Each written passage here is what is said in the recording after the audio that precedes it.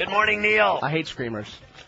Screamers? Yeah, you're a good one to talk, Beast. Yeah, you. And we know why you're always sick. You and your rectum friend. Oh God, Josh. He said to me today. Clarence was in there this morning. He said, "Man, he's getting a really sore spot, hard spot." He's always sick too for some reason. None of our equipment works today. I'm surprised I did a show. Don't you think, Neil, they should give me a studio at PF Chang's in Boca? Absolutely. And they should. It's just amazing. And let me tell you this. Which I told you this morning before the show, and that is, if you liked our sales department, wait till you really get intimately familiar with our engineering department. Oh, my God. Oh, now, we do have Fix-It. We got Fix-It, who's a great guy. He's in there picking his ass right now. Who, Fix-It? Oh, yeah. Well, he's fixing it. Oh, my God. He's adjusting it and fixing Nothing it. works. He's adjusting his roids, and you notice how much better the sound of the station is every time he picks one out of there, too. Dude, you know, I did a remote from the Bahamas on Friday, and I swear to you that we couldn't get the Comrex to work because wait a minute. Because the dildos here. I know your South Florida Alzheimer's is kicking in already, but I was there on Friday, don't you recall? Oh, that's right. But did you know the first hour that these Nimrods here, they forgot they were carrying the Marlins, Canes, and Dolphins on the same night, and everybody went home to bed and forgot to put the switches back on, and they couldn't get me on the air here from this end. The Nimrods, unusual. Our engineers out having coffee. QAM, and I did a show from a cell phone, and it sounded better than a Comrex. It sounded better than the show that precedes you, but that goes without saying. But anyway, so I get here Saturday. How many people listen to that, too? I don't. I get here Saturday afternoon, and I see that the signal from here, as always, everything here works fine because there's nobody here to dick around with it, you know?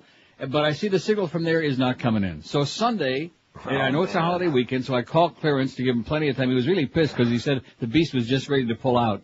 And that's exactly what he said. He came to work today. 20 seconds later. Clarence came to work today. That's exactly what he said. But at any rate, so I give him 2 days' notice, and I come in, I get up this morning, and George is frantic. Are you there? Can you hear me? And we go through an hour and a half of bullcrap again. Thanks to Fix-It, by the way, for fixing it. Because Corso's a moron. Clarence today told me he has no hot water, and he hasn't showered since Thursday. Oh, my God. Can you imagine the stuff that's rotting inside of him right now? He's gone Puerto Rican on a screw Japanese. Have you ever noticed that he and the Beast are starting to have the same aroma?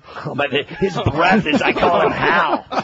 Halitosis. That same musky aroma? Oh. Hey, I got to go to bed, and I'm not safe in my vehicle. By the way, I want to ask you a question before you go. What? Have you ever walked into a public restroom, like in a restaurant, wherever, and the guy who was sitting there before you didn't flush? Oh, my God. I went into a header this weekend. I was at a Bohemian buffet. I go into the restroom near the swimming pool to, just go to the bathroom real quick. And I smelled the foulest cable ever in my life. There were women that wouldn't even go in the women's room because the men's room was kicking smoke out of it. And there were kids like 5-10 yards away from the restroom facility having I swear that people were having meningitis. There was diarrhea. People were getting frothing in the mouth. Now, when you oh see my it, God, when you actually see it, though, nose. when you walk in and see it, don't you feel compelled to flush and make it go away? I have a new fetish. That's going to be my new pastime. I'm going to go around to all public restrooms in town, and if I find any logs floating, I'm going to make sure if I have to flush 20 times, because I just feel bad for the next person, you know? On my life, this morning I went into the third floor header here, the dump and smelly hole after Skippy leaves his toilet dunks. I swear to God, I went in there. After Fat Boy's in there, it's on the wall. I went in there this morning and there were 3 lost ships. We always playing that Dion song, Written on the Walls. Yeah, there was cable in the toilet. Only in Fat Boy's case, it's called Schmitten. Hey, my favorite sport, by the way, Neil, went down yesterday. Riptide drownings on South Beach. I love that. Have a great flood. Thanks a lot, Neil. See ya. Media is sick and needs help badly. Were you drudge packing? In the land where we were born, we get one loaf of bread and one TV. Life was bland and we were bored. That's why we all signed up to sail the sea. There's no gold war anymore.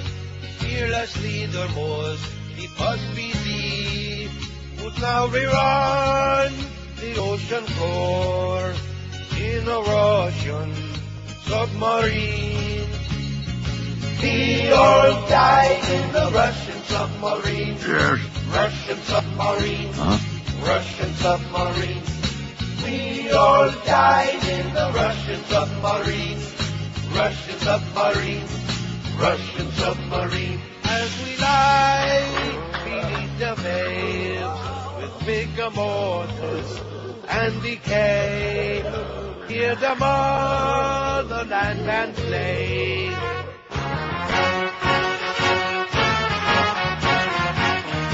We all died in the Russian submarine. Oh! Russian submarine. All right. Russian submarine. Absolutely. We all died in the Russian submarine. Russian submarine.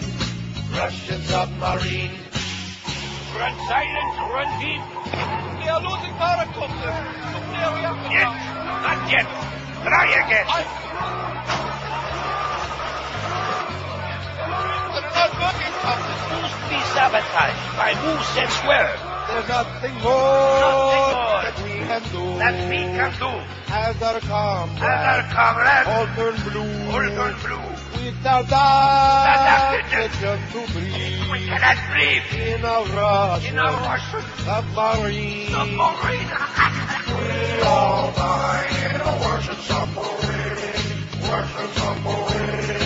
Russian submarine. We all die in a Russian submarine. Russian submarine.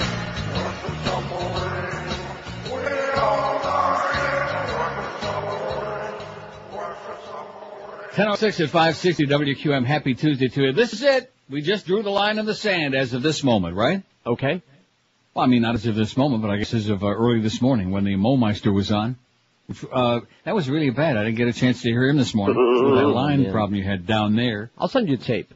Lots of problems. No, El Paso. Lots of problems down there. Which leads me to our poll today, which we'll get to momentarily. Netherlands okays marijuana for medical use. We'll also get to that. First, I want to rip Rich Pachter an ass. What is wrong with that man? Is he just some kind of a suckhole? Yes. Or what? What a fawning piece about Miss Fudge in the Herald this morning. Linking news sites, Matt Drudge creates an internet success. That's success. By Richard Pachter. First of all, what the hell's he got to do with the Herald? Is he like a stringer? Yeah.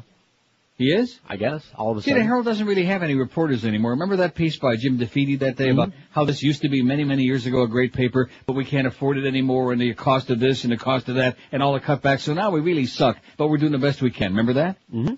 So they don't really have many full-time people work at the Herald, which is one of the reasons you have two crap excuses for a newspaper. By the way, Tom Jicka, I'm in Toronto, so I'm out of touch again, even though you haven't written a column. If you look on the website for the Sun Sentinel, there isn't one column for the month of August. He skipped a month. He just took it off. Because I guess he was worn out from his tough month of July out on the West Coast getting wined and dined and schmoozed by the TV producers of the new fall shows. So August, he just vanished. There's not one column for Jicka in the entire month of August. But I'm the one that's out of chutch. Rich Pachter. I hope he faxes, and tries to defend himself. What a fawning piece of crap about Miss Fudge.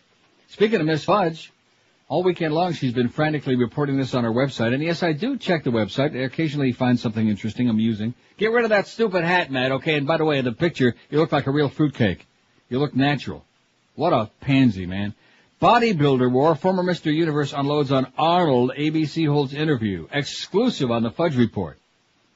Former Mr. Universe Rick Wayne was besieged with media request Monday after the Drudge Report first revealed how the star bodybuilder has given ABC News an on-camera interview detailing controversial comments allegedly made by Arnold, comments ABC News executives found too hot for air. Ready for that? Yeah. Why does he get a free pass, that moron, that Nazi bastard? Why does he get a free pass? Ha. Huh? They had a committee meeting, I guess. Wayne, who is black, told ABC News that Schwarzenegger made the comments regarding South America's former apartheid system. If you gave these blacks a country to run, they would run it down the tubes, Schwarzenegger allegedly said. Wayne, who once planned to write a book biography on Schwarzenegger, the project was dropped after Schwarzenegger told him he would tie him up in court, is now a news publisher in Santa Lucia. He traveled to California for the interview. Sources close to Wayne explained he was completely forthcoming. One well-placed insider tells Drudge he laid it all on the line, talked candidly about his time with Arnold and what he feels is Arnold's insensitivity on racial issues. Maybe he's kin to Charlton Heston. Maybe. The interview conducted in late August has ignited a heated debate within ABC News. We still have plans to air it, one ABC source claimed late yesterday from New York, but no date has been set. One ABC executive who demanded anonymity said the network was waiting for an opportunity to confront Schwarzenegger with Wayne's interview in a live setting. Meanwhile, Wayne is said to be considering other TV offers, and then it says, developing, we need the Beast, that crap. Stop doing that, by the way, Beast. You're killing poor Pharrell. Why does he put him on there? No, see, you know what? The Beast is a charity case. We feel sorry for him. Isn't that really what... I mean, we don't dislike him or anything, but we just feel sorry for him. Okay. Don't we? Well, don't you... Seriously, don't... No, I don't. He's got money. When you look at him, don't you think in the back of your mind, or maybe even the front of your mind, geez, I feel sorry for that little fat piece of crap. I don't feel sorry for anyone with rich parents. What does that mean?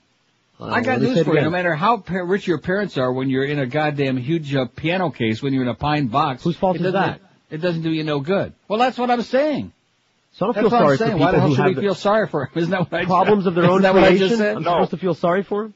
Okay, here's George's poll yesterday, and by the way, George deserves tremendous credit, not for too much, but especially came in yesterday on a holiday, on Labor Day. Why did we do that? To avoid you people out there, the punishment of hearing those awful Best of Neil tapes. That was the only alternative we had. Mm-hmm. I mean, Clarence said he could have also played the audio tapes of the sound effects of him trysting with the Beast, but we're not ready for that quite yet. After we get the license renewed, then we'll play that. But that was the only choice. And I'm sure that probably a lot of people out there will call and say, we would have rather heard this, the tapes of the Beast and Clarence, I spoke as little as possible, trust me. Do the old in, out. But George was on there. 604 votes. That's not bad for Labor Day. Yeah, okay. George asked, the American media is stupid, 201. I like that, although I voted for evil. You're evil, 149. Insane, 105. Whatever that... See, I don't understand this choice. Whatever they tell you they are? In other words, the media is always telling you your own opinion. That was a little joke there.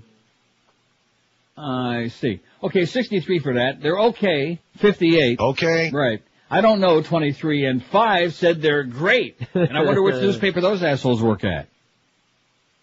I wonder which TV station those schmoes work at. Probably that the Spilkies and the Ray voted on there. So anyway, Miss Drudge says Arnold's going to have, it wasn't bad enough that wee interview that they rekindled again about all of his exploits, his sexual stuff. That wasn't bad enough, but now it comes he's a racist. He has no chance. He has 2 chances, none, and much less than none. Wouldn't you agree? He doesn't have no chance. What about the pumping? In California. He's going to be governor of California. Well, what are your, about how are you going to reduce that big budget deficit? Well, we haven't gotten to that yet, but I'm going to be governor of California and provide great leadership in California. He'll pump it down. He's going to pump it up from Sacramento.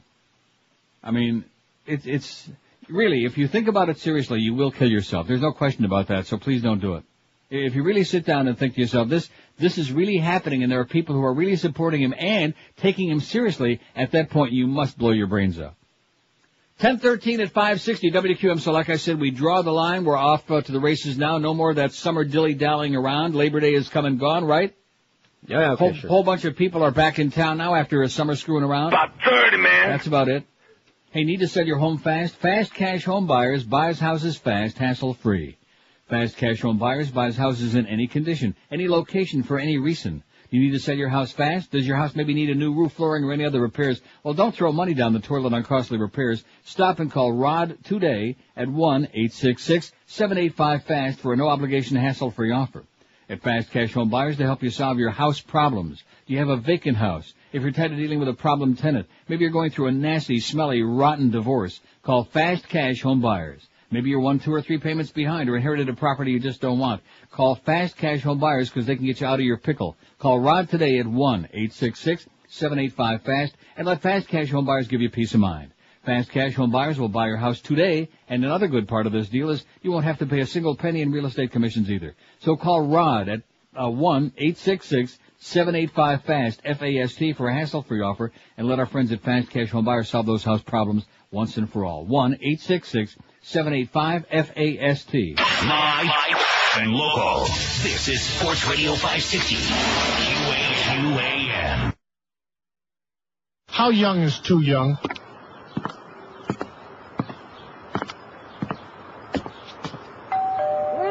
It's the Terminator. Now open up before I huff and puff and blow your house up. Hello, can I help you? I want you to vote for me in the next election to be governor.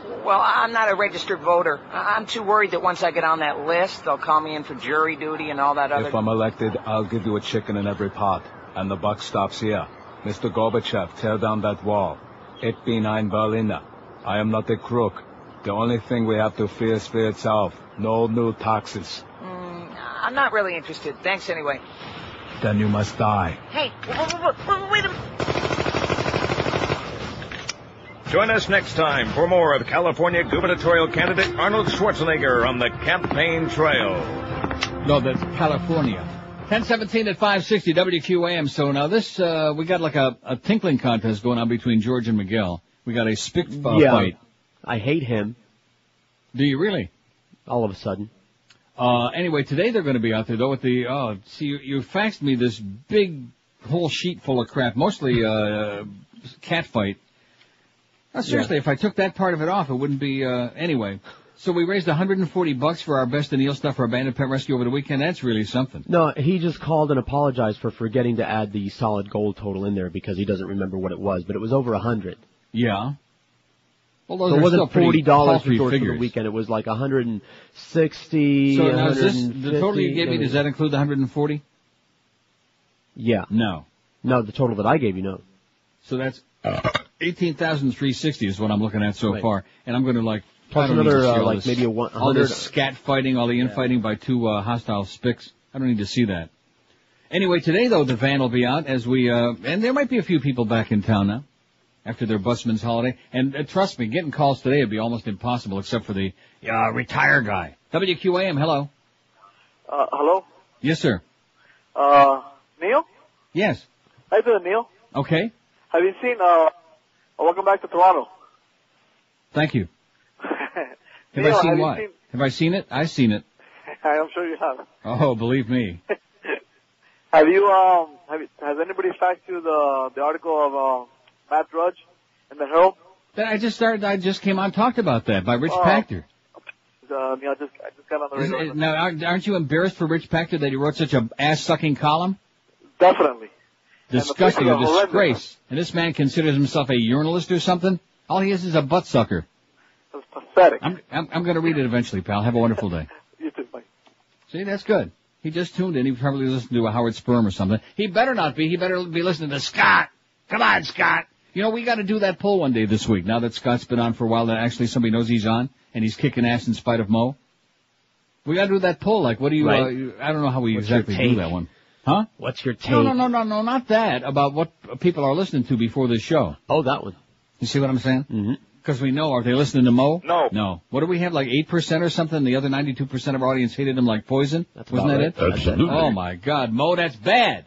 That's bad. 92% of this vast audience. Maybe Mo's the one that left that big, that big. Those three big floating logs in the bowl. Seriously, I mean, I understand that maybe there are people who come from 10th world countries where they're not really big on indoor plumbing. Okay. But when you sit down there and do your duty to do your best to get it out of your system, flush the damn toilet, okay? And now I've had not one but two experiences like recently here, and I don't feel I just feel compelled. It's a fetish. Don't ask me why, because I'm not into that crap at all. Don't confuse me with Peter Clayton, or with David Clayton Thomas, or with Peter Cetera. But nevertheless, you see, like I don't know. No. I don't know how David Clayton Thomas got involved. I don't know any of those people. No, but at any rate, Peter Clayton you would have loved. He knew his crap. He was a real connoisseur. But I feel compelled to get rid of that. I don't know why. It just shouldn't be there. It's like bad for the public health, don't you think? Absolutely. If they're these enormous smelly and they're never like, I don't know. You think, what did these come from? Certainly not a human ass. I mean, for what creature dropped these things wherever the hell they're floating around? You understand that when they've been in there for a while, they get waterlogged. No, don't start getting like and they expand. Right after Labor Day, we're just kicking things off here, like getting back to doing real shows again. Don't start with all the gross stuff. Next, you'll be into that eating ass, which I think is a good segue. They when you come right down to it. One more reason why that's so gross and disgusting, all you anal fixated people like Clarence. Oh, I don't care, how many times you douche, you bathe, you shower, you cleanse. What are those, tucks? Okay, those are for roids, but nevertheless, yeah. No, but those are for roids, but they're also to make like your ass as antiseptic and lovely and grotesque-free as humanly possible. And even then, it's still, what it is. It's still a Schmidt holder. Well, basically that's it. Yeah. Your colon and your, rectum. They're just holding on. They're like, they're just waiting to make the next deposit. It's like when you get your paycheck and you put it in your wallet. Well, not in your case, because I'm sure you race to the bank. But no, that's right. You don't have to get a paycheck because you get direct deposit. Maybe that's what some of these animals need. Direct deposit when they take a dump. Maybe they're from Appalachia. I have actually, you know me, I admit to all kinds of grotesque things, and I'll admit to this. I have stood at a public bowl and gone in there and seen just a grotesque, and of course you know before you even go in there because you can smell it. Sure. Oh my God. What kind of creature? What time did the spaceship land? What kind of creature's been in here? And what is that? What are those things? I don't know. And I'll flush because sometimes it happens to be a bowl that doesn't have the greatest suction, you know what I'm saying? Yeah. And sometimes it resists, they go about halfway down, and they keep coming back, They fight it. And, but if you are persistent, if you really are, and of course, depending on the kind of bowl, you have to wait long enough. See, the secret is, this is good information for the audience, the secret is to wait until the bowl, you hear the water stop flowing inside so that you know. That's right. That, you follow what I'm saying? No, it's got to recharge completely. Right, that's right. And then you get the maximum suction. Right. Right, that's the one. That nuclear flushing sound. Just like that. I think we need stronger toilets, I agree. Although I guess if you don't use it at all, it's not going to make a hell of a lot. Yeah, you have to either push the chain. That's another interesting thing, depending on where you go in the world. Like, for example, the toilets in my apartment here. Yeah. They have the button on the side. You know what I mean? Oh, yeah. No, you can get that. I beg your pardon? That's an option. In America? Sure. I've never seen in America any toilets with a button on the side. Yeah, in your fancier homes. I see. Well, I have my fancy toilets, and they got a button on the side. Then in Europe, a lot of them have in Cologne, Germany, in that place in the train station, and it's called McLean. Okay. MC capital C McLean's, and it's a public restrooms, and you got to pay to go either pee or take a dump. I'll pay. And of course, it's a little cheaper to pee, but nevertheless. Right. And when you get done, and now some of them are automatic, which I always worry about that. Like in the airport, a lot of them, or some places, or at the stadium, I think too. At PP Park. No pun intended. You can PP for free. No, but they're automatic flush. They're on a timer. Right. You see those in a lot of places. But this one had a foot pedal. Okay. Like you're up against the wall, and you're standing there and you're thinking, well, I'm not going to, if you have any self-respect, I'm not going to leave this for the next poor bastard to look at and try to dispense of. And see, it's got a little foot pedal against the base, against the wall. And you do a foot thing, which forces you, which means you can't do it while you're sitting there. It forces you to get up. You know what I'm saying? And turn around. Now, a lot of people don't want to get up because they're afraid they're going to have to look at what they just left behind. See what I'm saying? I think everybody takes an inventory, though. No, get out of here. Are you serious? I think that's Are you sure? Common. Everybody takes an inventory and looks back to see what they left behind? Yeah, to see if it's all, clean and normal. And antiseptic? All the right colors. Oh, my God. And if the corn kernels ever digested properly? There's a corn count that you have to do, of course. And then, you got to check for blood. And watch out for that dangerous tomato peel, too, by the way. What are we talking about here? It's not very appealing, whatever it is. Oh, it's very appealing. No, what I saw in those two bowls, this is twice, okay, in very recent times, in those bowls. And I'm going to tell you, people that do that, they ought to be shot in the leg at the very least to wake their ass up. Wake their hand up. Okay, so here's today's poll. Because I do find, I was down there for a week, and of course I had the rats. I never told about the 4 more rats they found in my attic. They ate in the traps. Not on the air, no. No, I did not. 4 more. So we got a family of 5 that we've killed so far, and hopefully they ain't no mo. No mo. But it's just, I spent a week there. I felt like I was like in prison on death row for 20 years. That was one of the worst weeks I've ever experienced there. And the heat and the humidity. And now, you're telling me that everybody is swimming to work. Everybody's floating away. You got the hurricane sitting out there in the Atlantic, and Brian Norcross is hyperventilating, getting ready to get everybody killed. So that's my poll question today. What's the biggest problem with South Florida?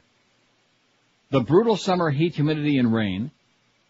Too many New Yorkers.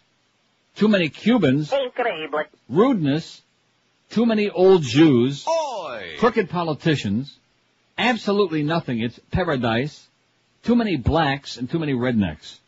Did I leave anything out? No, that's it. No, I think there might be a couple. We'll have to refine that maybe when we come back, following the break. Let's see. Let's look at that schedule here because we want to get everybody acclimated to the fact that we're like back to life again. Mad Dog, 2 to 4 this afternoon. All right. Then you got the Humper is back in town again. Nice going, Humper. Hank is doing a show at Shula's, another tough assignment. 4 to 6:30, another 2.5-hour show. Nice going, Hank. Marlins on deck at 6:30. That's your wild card leading Marlins at 6:30 pregame. 7:05 Pirates at PB Park. After the game, it's Eddie K and Joe and Mark overnight 2 to 5 in the morning, preceding you know what. You know, speaking of you know what, there's so many guys out there with that male pattern baldness, millions and millions. I wonder how many million people just in Florida. About 30, man. At least. Because God works, I've told you many times, in mysterious ways. One of the gifts he gives to man is that his hair starts falling out sometime in your 20s. You've seen guys, like even Tom Brady, I think, is going to lose it. And the hair, too. If you like to look great, if you like to get a full head of hair back again, I'm not talking about dangerous pills with all those nasty side effects that might kill you. I'm not talking about a mousy wig that looks like a muskrat fell through your ceiling right on top of your head, Mo. I'm not talking about any of this other crap. We're talking about the great natural hairline system, the most amazing piece you'll find anywhere in the world. Charlie's been doing it for all kinds of people for over 35 years. He's been on Good Morning America, Today Show, CBS. He's as famous as it gets when it comes to hair because he's the best. And he continues offering you right now the summer special hair system for only $549 for first-time customers. If you already have a hair system, you can save 50% on service and repair of all types of pieces, including shampoo and trim. I thought it was cute when he shampooed Moe's Muskrat last week. Give Charlie a try. You got nothing to lose but that ugly, shiny bald spot, because if you try one of his systems for 30 days, don't love the way it looks and feels and smells, if you're not getting laid like at least 20, 30 times a week, Charlie will give your money back, no problem whatsoever. So call Charlie today and change your life forever and look better and younger than you dare dream you ever could again. Call toll-free 1-800-321-2413. That's 1-800-321-2413, or you can get more info on their website, charlesalfieri.com. Live and local. This is Sports Radio 560. QAM.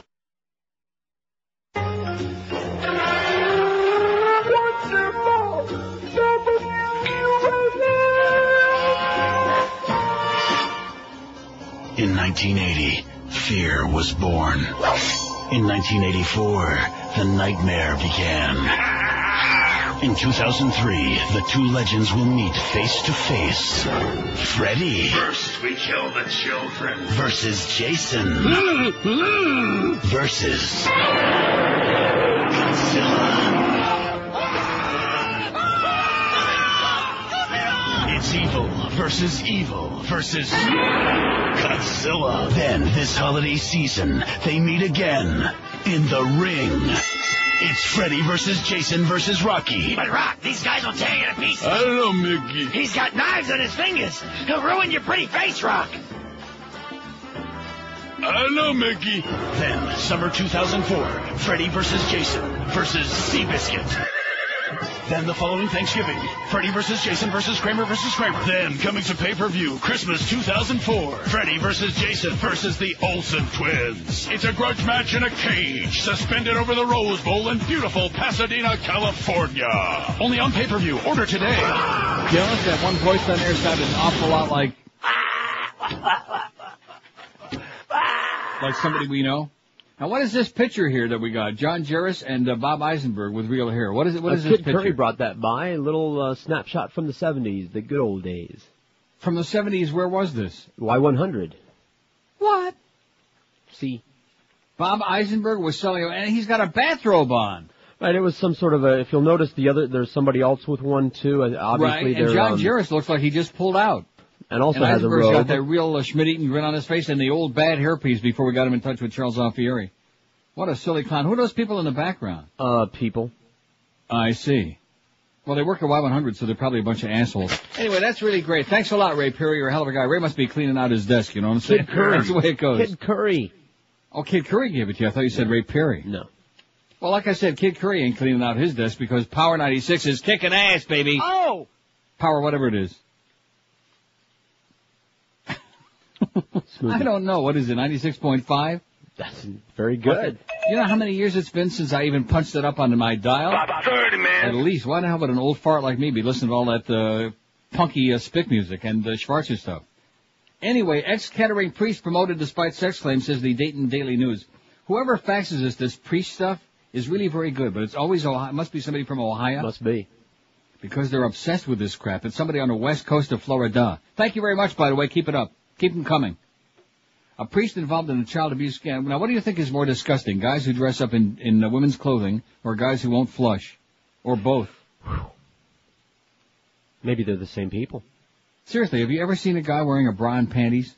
No. Well, as a novelty thing, like maybe... No, I'm not talking about like in Bob Eisenberg wearing the bra and panties in the picture with John Jarvis having just pulled out. No, I'm talking about like for real, like guys that like to dress up. No. I will guarantee you, I'll bet you Greg Reed's life on it, that we got people in this audience, guys who like to occasionally dress up in their wives' or girlfriends' clothing. Now, they probably won't admit it. I find that very... Gay? Bizarre. No, not gay. No, not gay, just bizarre. I don't think most guys that dress like that are gay. See, now there you go again with your usual stereotype. Sure. With your Cuban homophobia. Yeah, it's just me. A priest involved in a child abuse scandal at Kettering St. Charles Borromeo Parish was promoted through the Vatican's International Diplomatic Corps, despite warnings about him by his successor at the parish, according to a report by the Dallas Morning News. This is the first time it can be shown that the Vatican has been found harboring an abuser in its ranks, the Dallas paper said. The link between the priest and the Vatican is the current pastor of St. Charles, Monsignor Lawrence Breslin, no relation to Jimmy, who recalled twice telling a Vatican official of the accusations against Monsignor Daniel Pater. For a second there, I thought it was Peter. But it's Daniel Pater. Pater, who recently resigned his Vatican post in India, was assigned to St. Charles in 1979, his first job as a priest. You know, some of those Indian people are really beautiful looking. The only problem is you can't get too close to them. That's bad. I shouldn't have said that, should I? That's all right. It is true. That'd be a good poll to take someday. We already did that, didn't we, a long time ago, about who smells worse? I don't recall. No, that was about whose farts smell worse. Oh. You remember that one? Yeah. That's bad. You can't do that. But is it Indians or Pakistanis? He was accused of abusing a female parishioner beginning in the early 1980s when she was 14 and continuing for about a decade.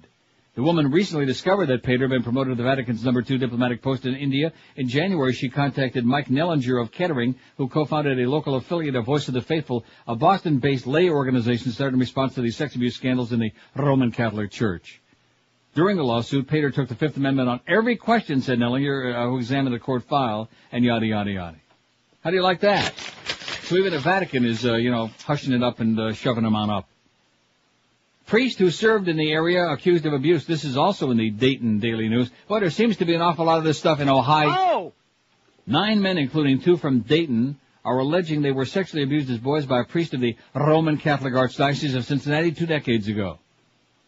Abuse allegedly occurred while the priest, the Reverend David Kelly, no relation to the one who just offed himself in England, was teaching at Cincinnati's Elder High School, living at the Rectory at St. Therese, the Little Flower Parish, which has an elementary school, said Conrad Kircher, no relation to Adam Kutcher. What's that kid's name? He annoys me now. He bugs me. Ashton Kutcher. The Mason attorney representing accusers, Kelly taught religion at Elder from 74 to 84. And it goes on about yada, yada, yada. Kelly remains a priest in good standing with the Archdiocese, but has been without an assignment from the church for a year. Kelly and church officials couldn't be reached for comment yesterday. And it goes on about they're suing this one and suing that one. As more of this crap of these isolated incidents keeps spilling on out. It keeps spilling out. Squirt. How do you like that? And a lot of you morons out there keep subsidizing this crap. The world's largest closet, the world's biggest pedophilia closet. Oh, no problem. We believe, and the Mary and the Mother and the Ghost and all this other crap. With all the tchotchkes and the crosses and the rosary beads and the... Don't forget the incense. And what's the mitre and, brother. All the trappings and the crappings. How is it possible that there can be so many millions and millions and millions of stupid, idiotic sheep? How is that possible? De-evolution. God, that must be it. Oh, look at this. According to Deuteronomy, God commands you to flush when you're done. Now, these are some interesting points, okay? I want all you religionists out there to listen very carefully, because if you don't flush, you're going to burn it in hell and probably smell. I think that's your punishment. You're going to smell it forever in hell, and also the toilet never flushes. It just keeps filling up. Oh, just think about it. You have to swim in it. It's a giant toilet. Deuteronomy, like South Florida. How come that's not on our poll? Oh, that's a good one. I like that. The biggest problem with South Florida, get that on there, Eric, it's a giant toilet. And you know what else we left off? Now. My bad. We left off, we got too many old Jews, which is fine. Too many old people, and just generic. We need that too. Just in general, because they're all obnoxious. So it's a toilet, needs to be on there. Also, too many old people. The demographic down there is just so skewed. The median age is about 70 plus. About 30, man. Yeah, about 100. Median age is death. According to Deuteronomy 23:12, thou shalt have a place. Did you say Deuteronomy? According to Deuteronomy, thou shalt have a place also without the camp, whether thou shalt go forth abroad. What? Well, what does that mean? Oh, the second one. Of course, if you cross-dress, you might go abroad, go forth abroad. Keep on reading. And thou shalt have paddle upon thy weapon, and it shall be when thou wilt ease thyself abroad, thou shalt dig therewith, and shalt turn back and cover that which cometh from thee. Oh, the dogs must have read this. Right. You know, the dogs that run away about 5 feet and kick up the dirt? Even they have more decorum than the people That's right. Even you assholes out there that refuse to flush, even a dog's got better manners. It may not always be very effective, but at least it's making an effort. That's you know? right. They care. At least it tried. And 23:14, for the Lord thy God, in the midst of thy camp, to deliver thee and to give up thine enemies before thee. Therefore shall thy camp be holy, that he see unclean thing in thee, and turn away from thee. Hey, Clarence, he says, there shouldn't be no unclean thing in thee. So get that thing out of there, okay? You idiot. Can you imagine the diseases that child's going to have before the year's out? No. Before it's out? 10:41, 19 before 11. We'll take some calls. We'll just relax, okay? We realize it's the day after Labor Day. We don't expect too much, and that's good. You know, we don't want to put no pressure on this audience, right? Right. No, seriously. And we got votes on the poll already. Too many Cubans, 36, of course, which is a good point. Rudeness, 20. The brutal summer heat, humidity, and rain. The gigantic lakes in the street, 11. And in your yard. Too many New Yorkers, 10. Crooked politicians, 7. Too many old Jews, 5. Too many black people, 3. Too many, that was George's, by the way. Too many rednecks, 1. And absolutely nothing, it's paradise, 1. But it's not what I voted. You know who that might be? Absolutely. Yeah, he thinks it's paradise. Hank liked to have a paradise at the crap tables. See, everything comes back to crap, you notice? Yeah. Just like the equipment at QAM. In fact, it took about 5 weeks to discover that 5 the equipment minutes. is Remember his first show? Oh yeah, that's right. That's right. It took him 5 minutes, 5 seconds. The first day the guy's going to go out regular, 8 to 10, and and the sky is falling, and the transmitter goes out, and there it is. More of that great technical incompetence at QA. Well, you know, we can't control the weather. Yeah. Whatever you say, Corso, you're an idiot. 10:42 at 560. You can control how your carpets look and smell and feel. That's for damn sure. I mean, if your carpets, it's just common sense, all the walking around and dropping food and crap and bringing tracking and stuff from outside. It doesn't take too long before your carpets look and maybe even smell pretty bad, kind of like what we were mentioning before. If you want to do a spectacular job for yourself, pick up the phone and call Dry Concepts like I've been doing for well over 20 years because they're the best in the world. You can bet George's life on it. They'll do the best job you've ever seen in your life. And now Dry Concepts offers you an opportunity to save 15% on your next carpet cleaning. And don't forget, they give you a written guaranteed price before they start the job, so you don't have to worry about getting ripped off. And now you can save even more than their usual low price. Just call Dry Concepts toll-free, 1-800-248-5071, and ask to be put on their standby list. Then Dry Concepts will call you next time they've got an opening in their schedule. It's like when you fly standby on a plane. If you're available when they have an opening, they'll knock 15% off the price, and you're in like Flynn. So call Dry Concepts today. Ask to be put on their standby list. They might even have an opening for you the same day that you'll be calling, and they'll still give you 15% off the price of the job when they show up, which will be right on time, and you'll be amazed at how they can make your carpets look and smell and feel lemony fresh just like brand new. Call them today, toll-free at 1-800-248-5071. 1-800-248-5071, or get more info about them on the web at dryconcepts.com. Live and local. This is 560. The radio's all yours now. QAM. Don't you go back to Canada, you Jew bastard. Okay. He's back. That's right. Our guest, good friend, good guy, Arnold Schwarzenegger. Yes, the caller is from Grand Falls, Canada. Hello. Arnold, I was wondering, who's your idol? Satan. The devil. Satan? Yes, absolutely. Okay, my second question is, why are you running for governor? Why now? Every so often there is a window of opportunities where Satan can return and bring heaven and hell together. and rule both of them for the next 1,000 years. Oh, I didn't know that. After I've won, it could be the return of Satan. Columbus, Ohio, with Arnold Schwarzenegger. Hello. Hi, Arnold. I was just wondering, can you spell cat? Okay, wait, here, we'll do it together. C-A. Oh. Now you finish it. The hell with that. It was very difficult. Yeah. I have no idea what she's talking about, to be honest with you, because I know what I am. Stupid? Stupid. The truth about Arnold Schwarzenegger. Thank you very much, Larry. Thank you, Arnold. 1046 at 560 WQM. 123 votes in there already, George. How do you like that? Oh! We're not just turning a corner. We're doing it at full throttle, man. We're just speeding around a corner. Don't tip over. Oop. 123 votes already. We just put this thing up there a few minutes ago. About 30, man. What's the biggest problem with South Florida, we're asking today? And, of course, there's one who says nothing. It's paradise. One! Come on, there's got to be somebody happy down there.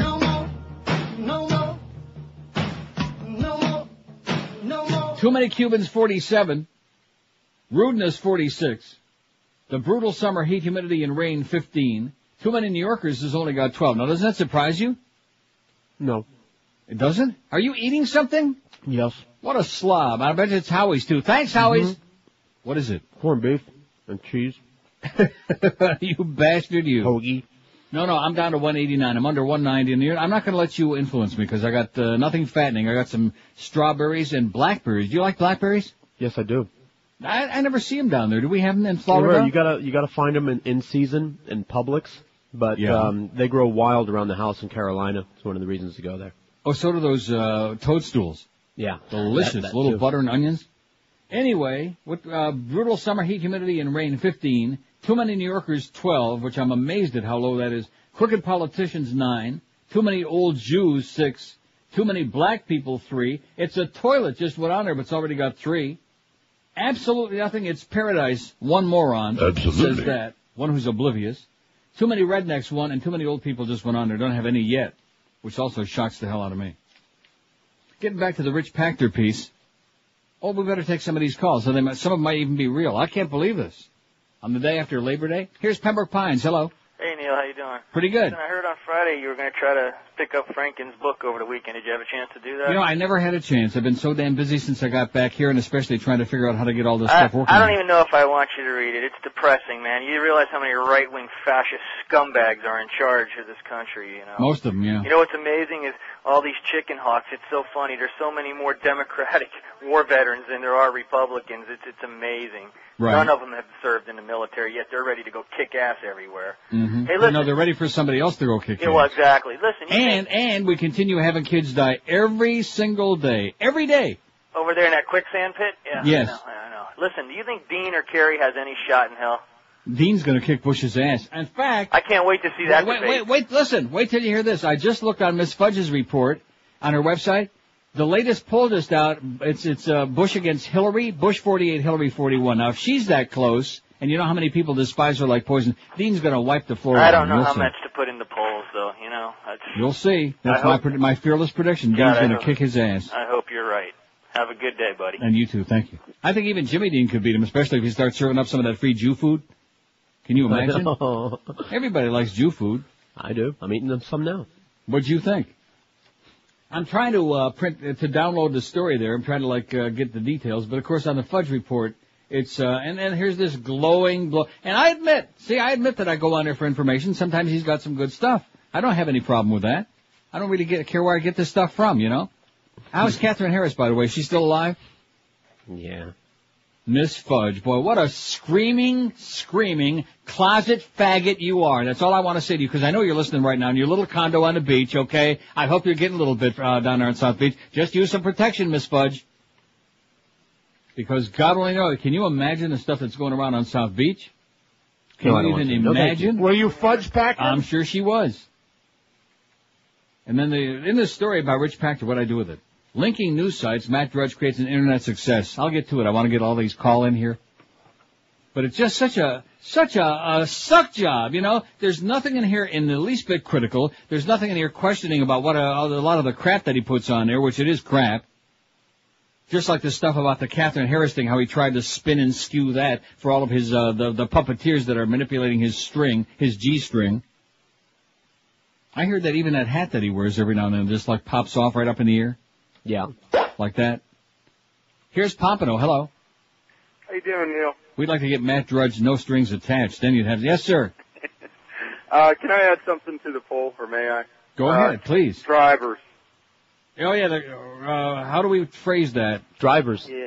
Drivers. Asshole drivers. Now, are you knocking Donald Brainerd again? Automobile drivers. Oh, just Asshole, drivers. I think they'll know what we're Truck talking drivers. about. They're not going to think we're mentioning Wally Idiots Hennessy. on 95. How's that? No, drivers is good. Because it doesn't have to be a 95. Because you know that seriously, listen to me. My blood pressure since I got back here Saturday is 30 points lower. It's perfect than it was when I was down there just for 1 week. And the driving is a big part of it. I'm sure. I drive for a living. It blows. Well, good luck, I pal. envy you. You get to get out of here, but still make your living and somewhat, Right, and plus I have no car here. I don't need a car. I can walk wherever I have to go. I can take the subway. No car, man. That's great. And then you come back here, when you want to. If it gets a little too cold up there, but it's hell here. It's hell. The weather, the drivers. Thank you, Neil. Like the Norwegians say, it's never too cold. They're just our people who are sometimes underdressessed. Yeah. Have a great day, Pally. Hang in there. You too, Neil. Good luck to you. There's a guy that has to drive for a living, and I commiserate. Don't you? Oh, empathize man. with poor. How do you do it? How do you do it? You people, I'm telling you, if you're listening in your car, a whole bunch of you, because I know how many people in South Florida really can drive. About 30, man. The rest of you get off the road. That's all. Just pull it over, Please. park it, and get out of there. Take the bus. I mean, they made a big deal in California when they had those 2 stories in a very short period of time, those old farts driving into the farmer's market or whatever the hell it was and killing a bunch of people. But in South Florida, sometimes it doesn't even make the news because it happens every single day. We got a bunch of old farts in their Jew canoes trying to create a drive-through where there isn't one and there not supposed to be one. You know? I mean, I don't know too many Chinese restaurants that have a drive-through, but don't confuse these bastards. We had one here at a pizzeria over the weekend, by the way. A drive-through incident? Church and Queen. Ooh, what a combination that is in this town. Church and Queen Streets in Toronto, and they drove into it was a limo guy, no less, which is pretty unusual. Maybe his headgear was a little too tight. But limo guy just going too fast around the corner, went right into a pizza joint. Speaking of joint, don't let me forget that Holland story. 161 votes. What's the biggest problem with South Florida? Too many Cubans, 55. Rudeness, 31. Oh, brother, what a difference. Rude. Hostile, angry, nasty, rude. The brutal summer heat, humidity, and rain, 20. Too many New Yorkers, 17. Only 10.5%. Crooked politicians, 13. It's a toilet, 9. Well, flush it. What's the name of that thing we got? Is that called You Can't Flush This? We have something like that, yeah. Oh, my God. Wouldn't that be great? It would be great if you could find it. See, I bet you I'm the only person... You can't flush this. You can't flush this. That fits in so many ways with my recent experiences. We also have Flush. Oh, yeah. All about that, as a matter of fact. Good. Okay, well, We they're have both Foot coming Flusher. soon. It's a toilet, 9. Too many old Jews, 7. Oi! Another thing just changed on me again. Damn you. Too many black people, 4. George's idea. Although he didn't vote for that, so all you darkies out there don't get mad at George. He loves you. Too many rednecks, 4. Too many old people, 2. Absolutely nothing. It's paradise. Still has got, out of 174 votes, it's still got 1. Absolutely. And drivers just went on there and immediately got 1. Well, that's a no-brainer. That's easy. It'll get a lot of votes because you're driving down there. It sucks, let's face it. I was just Most of you harping this got- morning. Yeah, George coming to work this morning with all the rain and the water. The streets are like waterlogged, and people acting on Ives Dairy. They're like a real bunch of assholes, which they are. What's wrong with you people? Why don't you get it? And, of course, there is nowhere, no place. I mean, if you're like 90 years old living in a condo like Ma, I mean, at least she drives. And by the way, to my mother's neighbors, she's not running a limo service, okay? She's 90 freaking years old. No, seriously. When I was there this last time, I'm glad that I slipped this back. My memory made a brief recovery. She's telling me how some of her neighbors now, the new deal is, oh, could you drive us to the dry cleaner? Could you drive us over to the bank? I mean, the fact that she drives to the supermarket and back, that's enough, okay? And she admits it. Mm-hmm. She admits it, which that's about the only thing she admits because she's full of crap. But that's it. How the hell is she in a position? If you ever would have been driving in a car when she was driving, if you'd have been a passenger, you'd have jumped right out on the street. Even on the interstate. Of course, you don't get on there, thank goodness. No, but she knows her limitations. Yeah. She'll occasionally, spin over to the Broward Mall.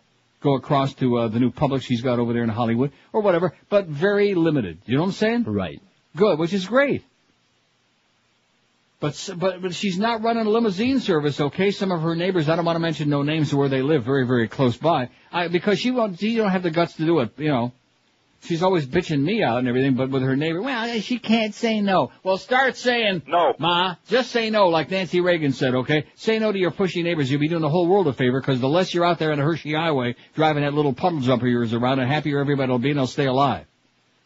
You know, once a week when I'm there, I drive over to her place. You know that. Sure. You can't even begin to imagine the kind of crap. I could write a book just about those experiences. Well, there you go. Just about attempting to drive to Carriage Hills on Sterling Road in Hollywood once a week and taking your life in your hands. Sure.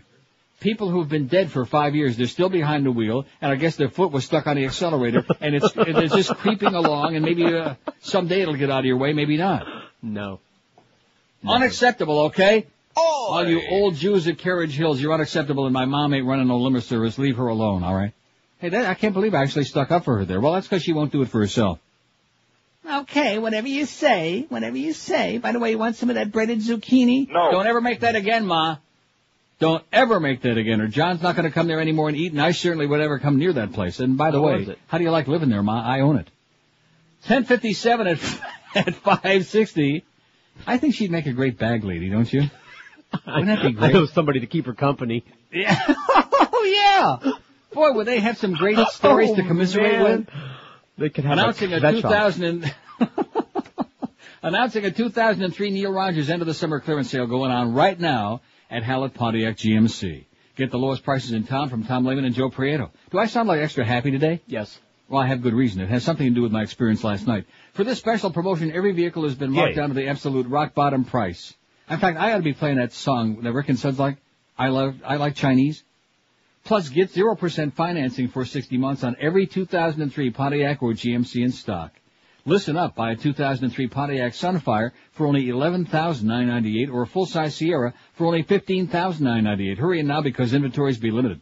At Hallett, you can still do this, and I don't think they'll let Ma do it, but just about anybody else, you can test drive any vehicle on the lot for 24 hours. You can take it home, take it to work, put it in the microwave, whatever you want to do with it. Hallett's also got an unbeatable selection of dependable certified pre-owned cars, trucks, and gas-guzzling SUVs. And if you have marginal credit, have no fear. Just march in on the lot there because they want to make you a deal. They don't want to be picky and send your ass away. Hallett Pontiac GMC in the same location. They've been making phenomenal, unbeatable deals and treating people right for over 35 years. 13401 South Dixie Highway. That's US 1 across from the Falls. Open every day, 7 days a week. The only day in your lifetime they close is Christmas Day for the Goyim. For more information, call the Neil Deal hotline toll free 1-888-534-4211. That's 1-888-534-4211. Don't forget all these great Neil deals subject to credit approval. Talk to Tom and Joe and all the good people at Hallett for details. Hallett Pontiac GMC, they're not bullshitting you when they say we are professional grade.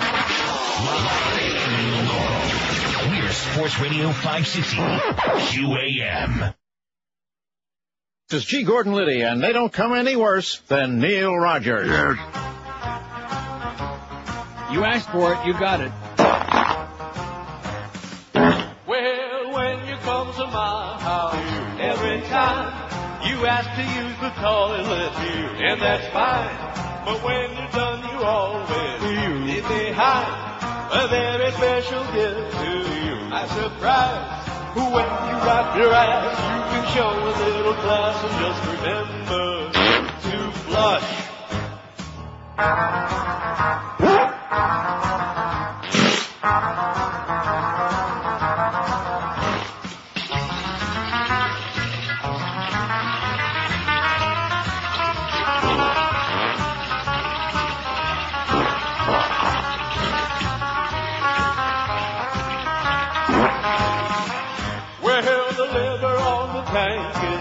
What you pull for a courtesy flush when you get it full.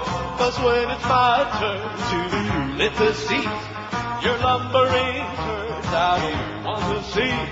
You took it up and farted, now don't leave me broken hearted. Just remember to flush.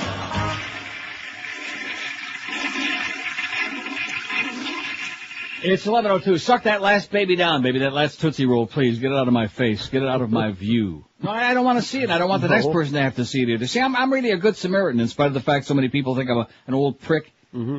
But I'm a good Samaritan. I'm a good Joe. 207 votes on the poll. I added 2 more, by the way. I hope Eric isn't put out with me. Eric, by the way, is doing a phenomenal job. Yes, he is. It took Beaner Boy and those bad experiences we had with him to finally shake Eric up. Plus the fact you cussed him out last time. Didn't you? Nah. No, you just gave him a good talking to. A good dressing down. But I emailed him the stories for this morning for our website, and he had them on there before he can say Greg's a moron. It was great. 207 votes. What's the biggest? Oh, my other two? Too crowded. Somebody faxed me both of those. Too crowded. And I'm using both of this person's suggestions. Too many illegals. Illegal aliens. Right? Okay. Who are you talking about? Patients? Anybody. Illegal aliens.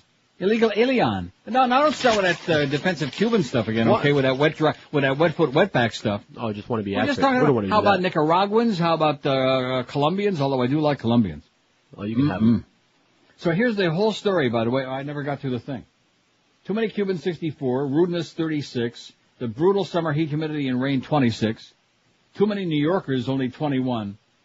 Crooked politicians, 18. It's a toilet was a late edition. It's got 16 already. You can smell it. Flush it. Too many old Jews, 8. Too many black people, 6. Although at least the one good thing is we do have a lot of fried chicken and watermelon in South Florida thanks to the climate. Too many rednecks, 5. Too many old people, 4. What about chitlins? What about them? Absolutely nothing wrong. It's paradise, 2. 2. A pair. Out of now 218 votes. In fact, even drivers just surpassed that with 4. Too many old people, 4. Drivers, 4. Absolutely nothing. It's paradise. Absolutely. 2. So maybe that's why Mo's audience is so small. There's only one person out there in the whole town that agrees with his bullcrap. Have a nice day, everybody, in paradise on QAM. Oy vey, I'm so old and decrepit, and my numbers are so bad. Yeah, Mo, we hate you. You know what Mo gives us every day? All the crap you can unwrap. That's what he gives us. Bush, this is the whole story that I just printed out from my good close personal friend, Miss Fudge. Bush, 48%. Oh, wouldn't it, you know something? I would like to invite him, because I know he's got his own show, and he's on in all 50 states, and he's got 18 million hits every hour. But I'd like to invite him to come out of the closet on this show someday. Wouldn't that be great? On his show? No, on this show. Oh.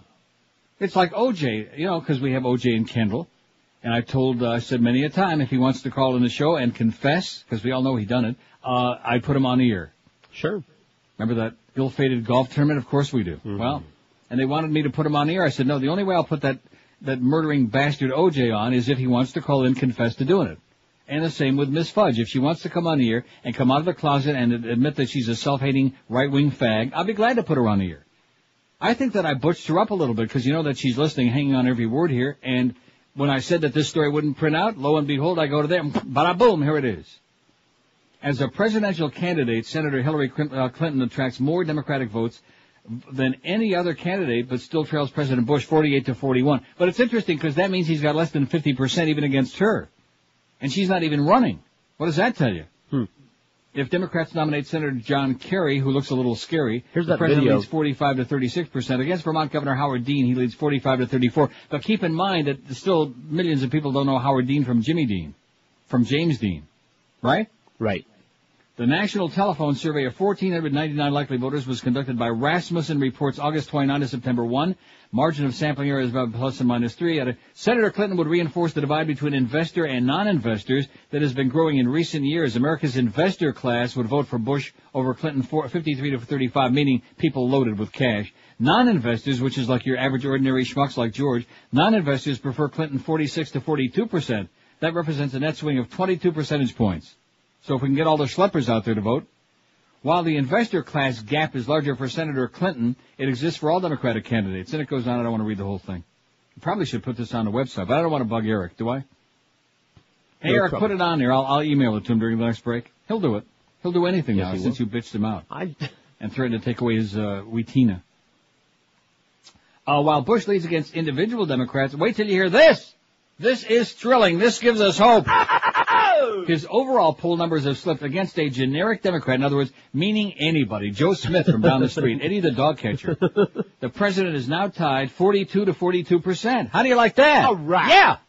A month ago, the president led 44 to 41% against dinner. See, things ain't going too good. There are people dying, kids dying all the way in Afghanistan and Iraq every single day. And the lies, just keep coming more and more. And now he's saying he's taking credit for the economic rebound, and just because the market went up a little bit, what rebound, right? What else is he talking about?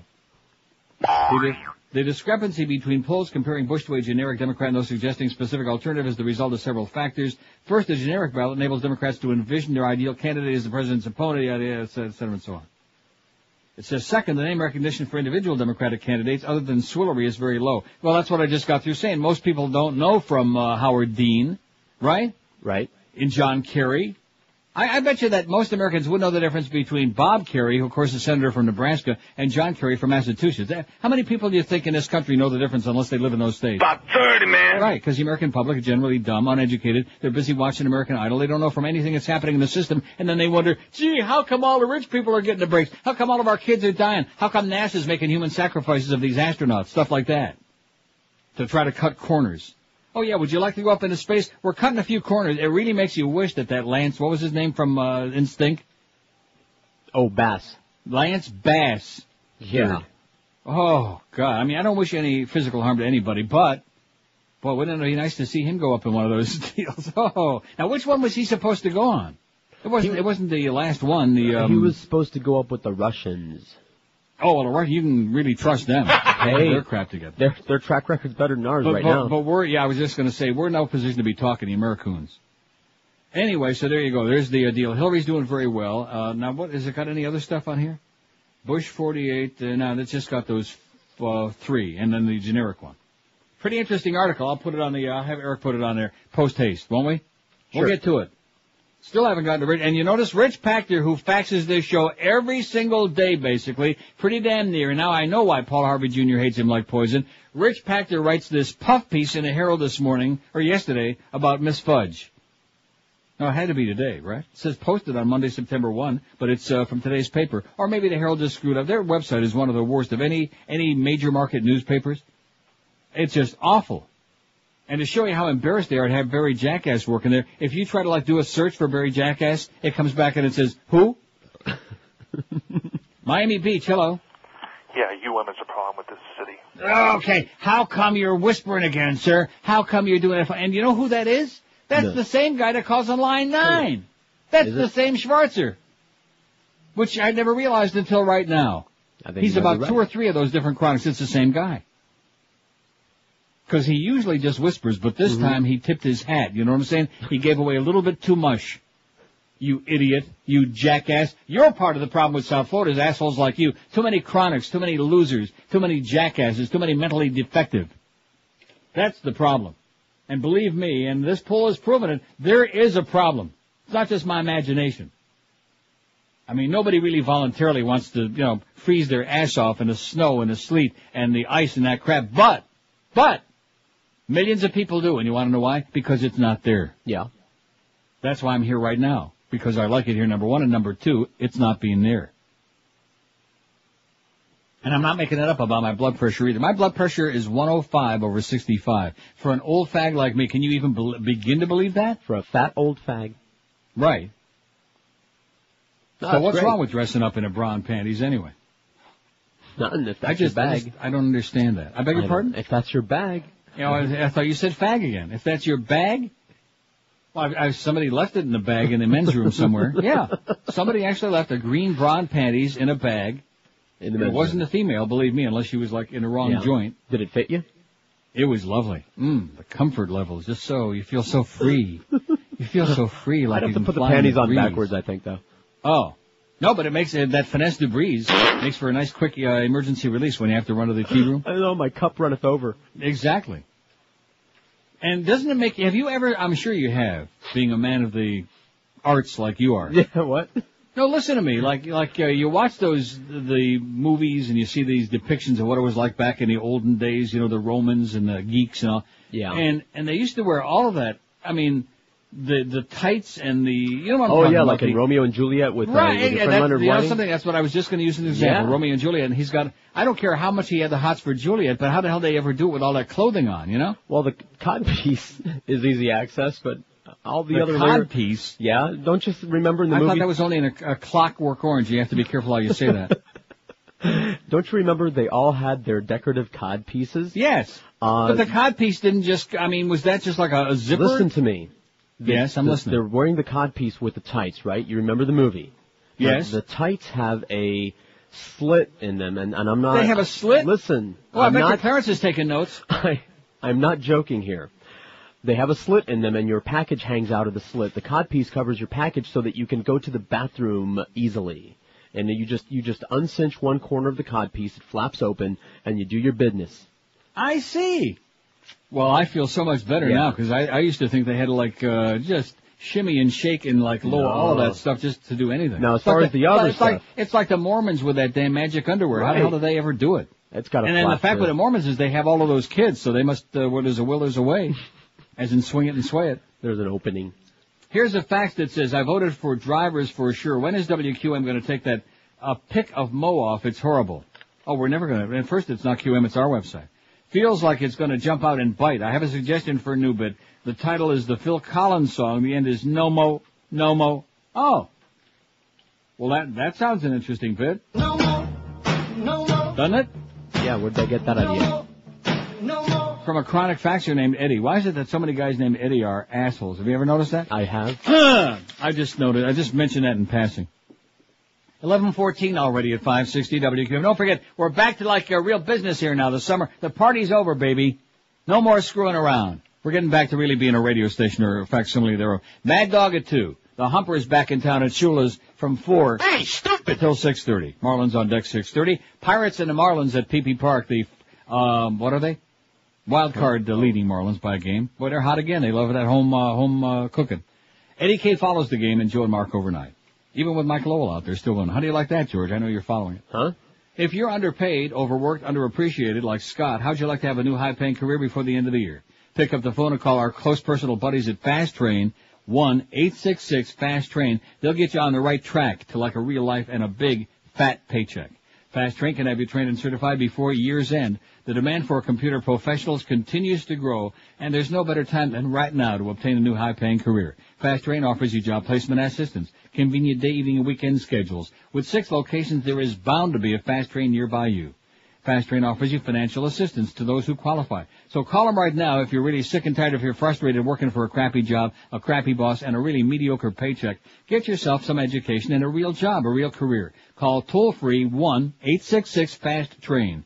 That's 1-866-FAST-TRAIN. Now that they're around, there's no excuses, no mo, to stay in a dead-end job. Check them out on the web at fasttrain.com and call them toll-free. There's no obligation to answer all your questions. 1-866-FAST-TRAIN.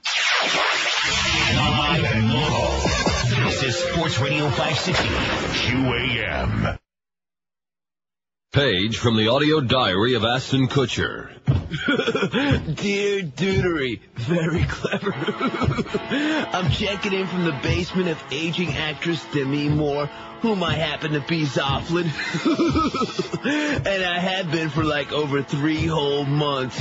Dudery, she's that old lady from that Indecent Proposal movie. Remember? She was married to the guy I buy my weed from, Woody.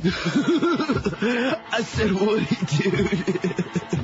I wish my name was Woody, but then again, no, because then people would laugh when I said it. Ashton, don't forget to pick up your dirty drawer! Yes, Mother. That's that old lady I was talking about, G.I. Jane. She likes it when I call her Mother. As a matter of fact, she makes me call her that, especially when we're sweating the oldies, if you know what I mean. She may be 50 years older than me, but her can is like a bionic woman can. I think probably because she bought it at that new butt store. Ashton, clean up the toy room! All right. She's got more plastic parts than a Daewoo. Anyways, I gotta wrap this up, because if she calls me again and I don't go upstairs, I don't get any loving from her aging oven for 2 solid hours. Ashton, move your bicycle and skateboard out of the driveway! All right. I'll check in again, Dudery. Right now, I've got to go upstairs and close my eyes and pretend I'm with someone from my own century. Ashton out, dude! This has been another page from the audio diary of Ashton Kutcher. Ever see him and the Del Dude Del together? No. Same guy. 11:19 at 560 WQM. He annoys me, Ashton. I don't know what it is. He don't look bad, but he's got like a woman's body, number one. He's strange shaped, and he's just annoying. He's a girly man. And now he's everywhere, you know? Yeah. Oh, speaking of girly man, Chris faxes says, have you seen the flaming Alice Rantel on the national news? No. Thank goodness no. Talking up Arnold as a great governor for the state of California. No, I've not. Also, I caught the Mr. Ego show, but Chris must be a real talk show groupie. Anybody listens, oh God. Ooh. He claims that he beat Randy Rhoads in the radio rating month after month. First of all, isn't Randy on in the afternoon? I don't know. I assume she was last time I checked. Secondly, she's not in the same market anyway. She's, basically her station is a Palm Beach station that she's on, right? Right. Thirdly, he don't beat anybody. I mean, you can barely even find him. What the hell does he know about radio ratings? They don't even subscribe to it. They, can't even afford to. He's on a make-believe buy your way on a your station, Mr. Ego. It says, I know that Steve would never lie, being a respectable Christian man. Oh, yeah. Cox ahoy, Steve. Also, it says, is the Schmidt left in the toilet of South Florida thing. I've been to other states, have not encountered a left log. Well, I'm dismayed to say that while I haven't encountered it in Florida, it's a Toronto thing here of late. Maybe it's everywhere. It's everywhere. It is everywhere. Oh, God, it is everywhere. No matter where you look, there's another big pile of it. Here's a fax that says, I took a drive down to the Keys this weekend. That's a good poll question for later on in the week. What is kinkier, eating ass or dressing up in women's clothing? Okay. Now, you see, there's a long pause there. Which one is eating kinkier? ass ain't kinky. It's common. It's pretty common, all right. And I'm not using the word in the same way that you are. It's a real common thing. We did a poll. More than 50% of this audience does. More than 50% of this audience eats ass? Yes. And what, 62% dresses up in women's clothing, so there you go. All right. I took a drive down to the Keys this weekend, had an excellent time, says Johnny. It wasn't until I got back north to the Palmetto Expressway I remembered the asshole drivers in this area. Please explain to the listeners the left lane, I've done this so many times, left lane on any highway is for the fast drivers and passing, not daydreaming under the freaking speed limit. You know, I could sit here and bust a gut. I could burst a vessel in my brain screaming, it won't do any good.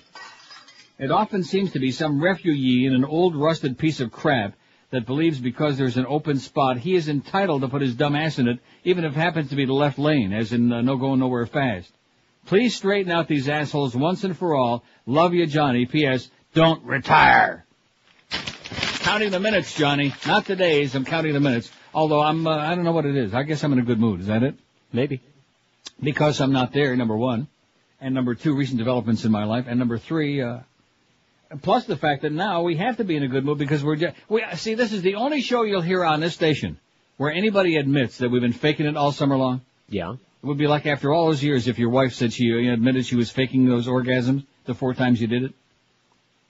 And the same thing here. We admit that we just did the best we could to fake our way through. We realized we're talking to like ourselves. There's nobody there. So what's the point? You know? There ain't Why bust the gut when you're just trying to entertain the masses a little bit and then get back to like when life comes back. And keep in mind, even though Labor Day has come and gone yesterday, in spite of that, the real crowd doesn't come back to like Thanksgiving time, December, January, February, and as soon as Passover and Easter come and gone, they're gone. They're out. 272 votes on the poll. What's the biggest problem with South Florida? Too many Cubans, 77. Rudeness, 43. The brutal summer heat, humidity, and rain, 34. Crooked politicians is tied with too many New Yorkers, 25. It's a toilet, 19. Too many old people, 12. Too many old Jews, 9. Oi! Too many blacks, 9. Too many rednecks, 6. Drivers, 6. Absolutely nothing. It's paradise. All the way up to 3. Oh! Let's hear it. Too crowded, 3. And too many illegal aliens only has 1. Now, how do you like that? That's interesting. It just went on there. It just went on there recently, but it's only got 1. So in other words, they're not concerned about so much illegal aliens. They're concerned about the ones, the wet-foot, dry-foot, wetback ones. Here's a call from Fort Lauderdale. Hello. Hey, Neil. How you doing? Pretty good, sir. Have you talked about the Nightline that was on last week with... I don't watch Nightline, but no, I haven't. Well, Ashcroft's new obscenity program where they're prosecuting, in this particular case, a movie maker from Pittsburgh who made a porno with some clowns in it or something. Yeah. And he was just clowning around. And then they had Ashcroft's spokesman, a close-cropped-haired German guy named Schnickelgruber. You understand the Gestapo keeps track of everyone. Yes. It had to take you back 50 years if you watched this show, because this guy, and they kept asking, Ted Koppel kept asking him, well, where are you going to draw the line? Where is it going to be Condoleezza? Where are you going to draw? And the guy kept going, well, this is a horrible problem. And then they switched to the prosecutor, who was like another, butch, Nazi, broad, Ashcroft clone. Mm-hmm. She goes, oh, this is a terrible problem. And he goes, well, they're supposedly going to do this countrywide now. They're going to. This is probably the major domestic story that's happening right now. Right. That these people are, and Koppel kept saying, well, where's the line? Where's the line? Now, this is a film with clowns in it, or this or that. Where are you guys going to? Oh, there's the community standards, and they're using all this family values nonsense. And they're having prosecutors actually go out there countrywide with hit squads do this kind of stuff. Uh-huh. I didn't know if you noticed this or anybody talked to you about it, but it was a chilling program. Well, under the Patriot Act, if you look at anybody cross-eyed, any right-winger cross-eyed, they can put you away and they don't have to tell anybody where you are and if you're ever getting out. Yeah, but they keep saying, well, this will never happen and it's free speech. Right. And we're compassionate, or we don't, Ashcroft said we'll uphold the law. Well, the law is a lot of gray area, especially when it comes to free speech. Ever since 9/11, they just make it up as they go along. And that's the excuse. Speaking of which, the other thing I wanted to ask you about. Last year at this time, Bush went to the United Nations himself and gave a speech. Right. And he said, well, we know all these things about Iraq. We know all these things. We can't tell you because it's part of intelligence. Right. But we know all these things. Now the war happened 6 months later in March, and now it's 6 months after that. Where are all these things? Where are any of these things? How about the maps that Colin Powell was holding up and insisting to everybody, this is where they are. We know that they're there. Yada yada. Where's all the crap? Yeah, well, those are like 3-4 baby milk factories. They must have found that along with the roadmap to peace in the Middle East that seems to have hit a couple of bumpy spots. But Who the hell are these people kidding? Where's anything? I mean, it's like the bird. Where's anything to play anything? Exactly right. Show us anything. And here I'm looking at this article in the National Post this morning up here. Netherlands okays marijuana for medical use as the rest of the world continues becoming more progressive, more open-minded, more realistic, more compassionate, and we got a bunch of Nazis running America. Well, what about that they just cured a guy's heart with his own stem cells? Right. Did That's you hear right. about that? Oh, we don't want to do that because we don't want to, we don't want to piss off those religionists. The guy's own. Now, this is not even from another person. His own stem cells cured his heart. Yeah. And they'll block stem cell research because of some nonsense. And Chris Reeves had to go to Italy to try to, get some help. Well, Neil, does he like to walk again sometime in his lifetime? Keep up the good fight, man. Thanks a lot, Pally. Thanks. 28 past 11 at 560 WQAM. Down with Bush. No Bush, man. That's it. No Bush. I told you that a long time ago. You wouldn't listen to me. That's right. Shave it off. Well, shit. Shame on you, man. Shame on you. See, I was in such a good mood. Now I'm thinking of that oozing open. VIPSportsbook.com is South Florida's best sportsbook. This is the time of the year that all the sportsbooks do their big song and dance, their big pony show and dog, and make misleading offers to you. But did you know that 99% of these bookies are located in the jungles of Costa Rica? You might never even see those folks again. So this year, move up in class, protect yourself by doing business with VIPSportsbook.com. I said this year, make the switch to VIPSportsbook.com. They're the oldest, the largest sportsbook in the highly progressive and reliable Netherlands. 100% legal and licensed too. Listen to me and call VIPSportsbook.com now at 1-866-VIP-BETS. They're the best in town. Don't listen to some of the punks we got on the air because they wouldn't know their ass from your elbow. Sign up right now and you can bet on all the South Florida football and basketball teams, juice-free all year long. You want to bet on the Dolphins? It's 100 to win 100. You want to bet on the Hurricanes? It's 100 to win 100. So forget about that vigorish. Forget about Abe Vigoda. All sign-ups get a 20% cash bonus, not some funny money match play bonus. VIPSportsbook.com online or call them toll-free at 1-866-VIP-BETS. That phone number again is 866-VIP-BETS. Tell me you heard about it on the world-flaming Neil Rogers show on QAM.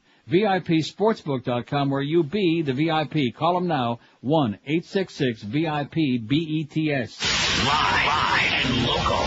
We're Sports Radio 560 QAM. Up the butt. Once upon a time, not so long ago,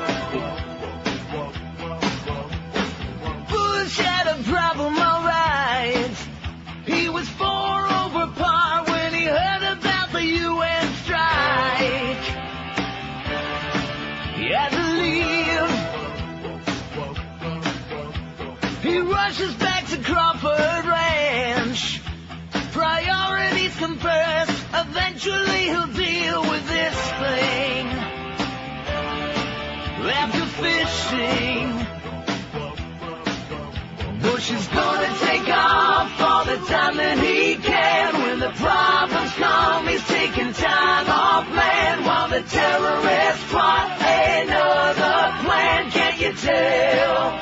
Bush is working on a tan. Whoa, we're well aware. Whoa, Bush is never there. Every day is a vacation, I swear. Whoa, he's never there. Just say no to Bush. It's 11:32 at 560 W. You have another negatory story coming out of Baghdad. Did you see it? Yeah. By the way, something. Yes? Miguel's there. Oh, that's, it's interesting because once again, I guess this is the new deal. Whenever she finally gets done and he finishes servicing that bitch, then he takes the van out and does these van hits for our Best of Neil stuff. So Miguel is there at the Shell Station, corner of 27th Avenue, US 1 and Coral Gables. All those people in South Bay, they're always bellyaching or Central, whatever you would call that were never there. There he is in the Gables. Shell Station, corner 27th Avenue, US 1. Best of Neil 2002 and 2003 CDs. The Mo Howard David keychain. A few of the... do we have any more of the Mad Dog ones or not? Yes. Yes. No, I'm just I'm relax. sorry. Will you calm down? Reaching back for this story. So Miguel is he's there now from when? From now till whenever he leaves? From now till whenever. So in the Gables. So all you, no spigot Inglés people, whoever the hell. See, George, where were you that you raised only $40? Oh, that was at the Bill Siles. Yeah, on 36th With the Street. sandwich man. Nobody there. Hey, sandwich guy. Hey, sandwich guy, you got any sandwiches for us? What are you doing here? Who are you? Car bomb hits near Baghdad police station. Take off those checkered pants. Iraqi member of police personnel killed in blast. A car bomb exploded this morning near a Baghdad police station where cadets are undergoing training for the country's new police force. A U.S. military representative said the blast killed an Iraqi described as police personnel, whatever that means. This representative didn't say if the victim was a policeman. Some injuries also reported. Ambulances rushed to the scene as well as U.S. forces who cordoned off the area in western Baghdad. Video shown on Arabic language TV network Al Jazeera showed a fire and thick black smoke rising from the scene. How come I don't see that on my TV? Probably because I'm watching the City Pulse. A police official said the facility still ain't on there. Special report on the state of the states with Lou Dobbs. Oh, that asshole, that butt-sucking asshole, that bush-licking jerk, Lou Dobbs. You're an idiot, Lou. You suck. Man, I'll tell you one thing. If his brain was as big as his ego, he'd have something. What a jerk. You ever watch him? Yeah, not if I can help it. Right, that's what I meant. Oh, and by the way, guess who's dead and he don't know it yet? I give up. He's still wearing that George Washington wig. Louis Rukeyser, that was the big coup that they made after they kicked his old ass off PBS. Who? So, see, Louis Rukeyser, the financial guru, that boring old guy that looks like Imus's grandpa. The bad news is Imus is back this morning. He's still dead. Louis Rukeyser, he sits there like he's motionless. His face is like the ghost of Rukeyser, and he's wearing a George Washington powdered wig. You know how like the British, the jurists do in Britain, you know? Yes, the barristers. The barristers wear those old powdered wigs because they're a bunch of stodgy old farts who are still living in the Stone Age with their kings and queens and princes and princesses and all this other crap. What a pile of garbage. The only thing we got left to do here, the only work we have left in Canada is getting that old bitch off the currency. Oh man. If they want to put a queen on the currency, how about Harvey Fierstein? Or you. Or me. They could put me on the currency. That'd be good for a few yucks. So why the hell not? I'm a hell of a lot younger and lovelier than that old bitch. That old smelly sunt. Netherlands okays marijuana for medical use.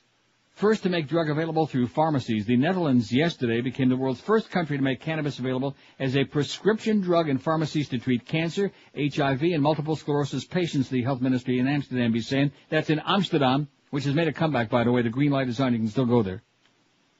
Well, they went through, I'm so tired of, how come you don't like Amsterdam? I love it. Especially compared to South Florida. Compared to almost anywhere in the U.S. The Netherlands is making the drug widely available to chronically ill patients amid pressure on countries such as Britain, Canada, Australia, and the U.S. to relax restrictions on its supply as a medicine. Yeah, hold your breath while the DEA is busy raiding legal places in California where they're growing a pot for desperate people who are sick. You see, the differences are so stark and so glaring. Are the American people really that stupid? Yes. That they don't understand the difference between, like, real life and living as an oppressed piece of crap, being treated like garbage, like a bunch of lemmings. Ottawa has approved the limited use of marijuana for medical purposes, granting medical exemptions to about 500 patients, while it conducts trials to examine the drug's therapeutic benefits. Dutch doctors will be allowed to prescribe marijuana to treat chronic pain, nausea, and loss of appetite in cancer and HIV patients, to alleviate MS sufferers' spasm pains, and reduce physical or verbal tics in people suffering from Tourette syndrome, goddammit.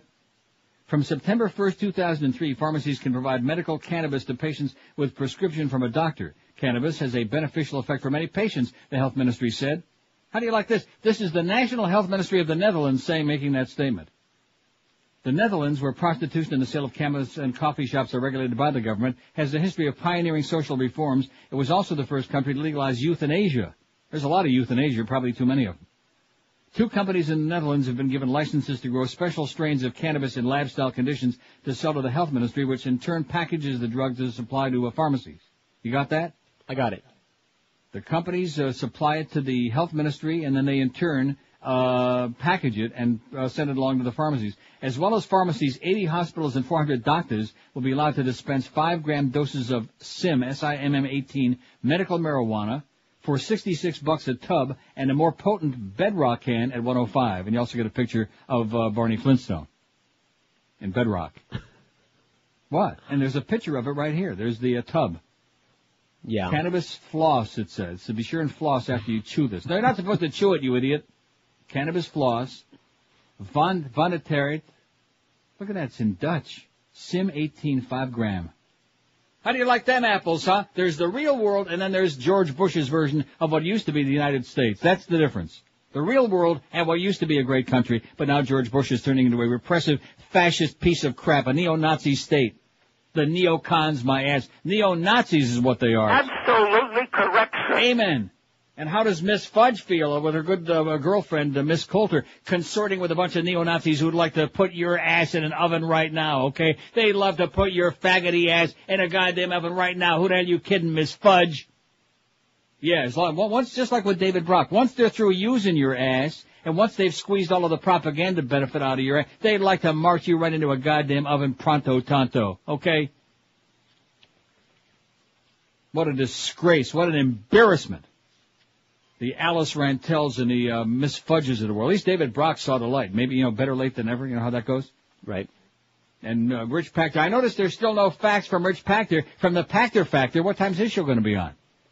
And speaking of big shots, Bill O'Reilly, did that show up in the numbers? No. His radio show in South Florida still has a 0. Now, I'm the only one that's telling you that because all of these other people... You know what the problem is in America? Oh. No, I mean out of many. Narrow it down, would you? Too many suck-ups. Yeah, I mean, you were asking yesterday in your poll about the media. Too many suck-ups. Mm-hmm. Everybody wants to write it. Like this Rich Pachter thing. It's a puff piece. Where's the meat? Like Clara Peller would say, you idiot. Where's the freaking beef? You suckling. No wonder Paul Harvey Jr. wishes you would croak a wicked death. Live and local. This is Sports Radio 560. QAM. Neil, God.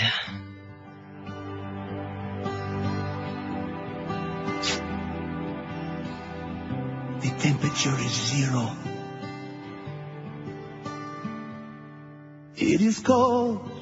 It is so freaking cold.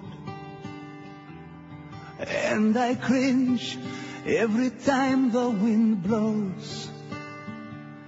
In my pants, something is shrinking. I'm so cold I can't lip sync. That's because it's 0, baby.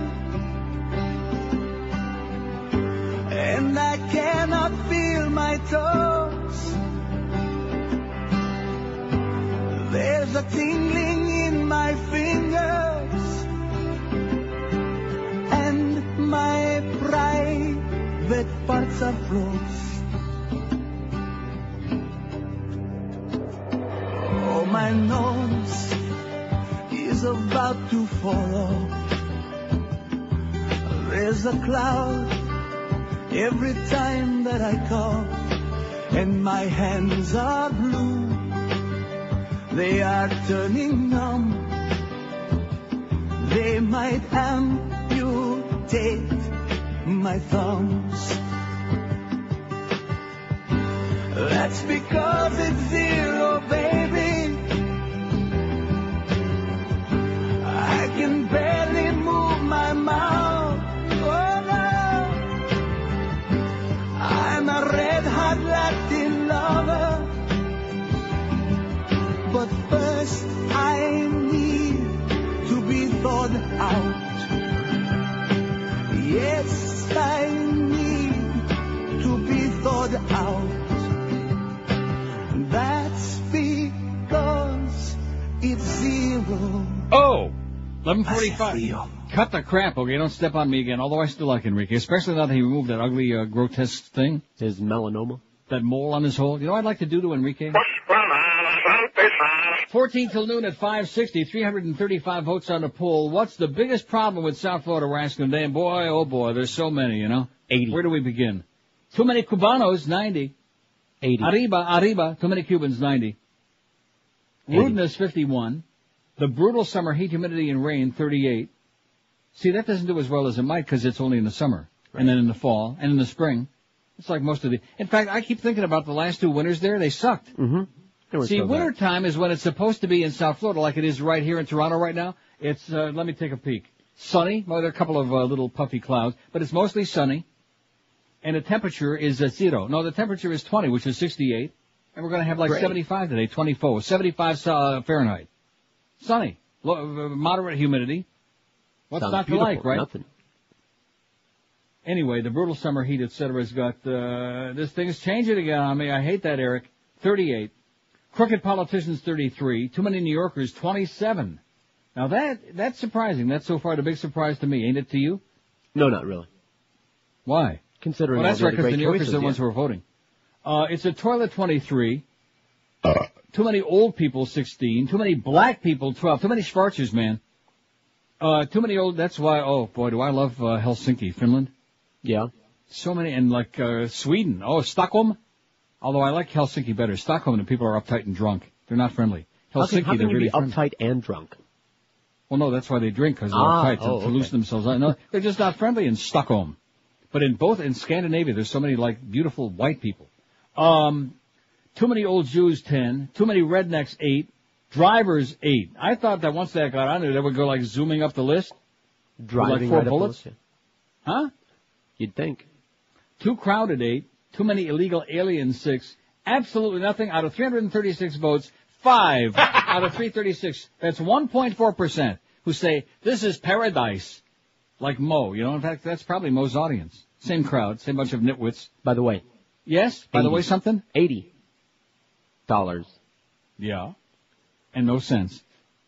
Well, he just got there a little bit ago. Give these people time to get there, okay? See, this is the problem, is that you guys, well, not you, but Miguel, starts getting a little bit panicky if there's not like a crowd of people. Well, first of all, it's the day after Labor Day, number one. Mm-hmm. Number two, it takes people, our audience, a while to get there. Like most of our audience, take an hour to get there. And it's probably raining and just... oh, is it? It's that's right. It's crappy and people got their oars out. It takes a while for the rowboats to get there, for their kayak.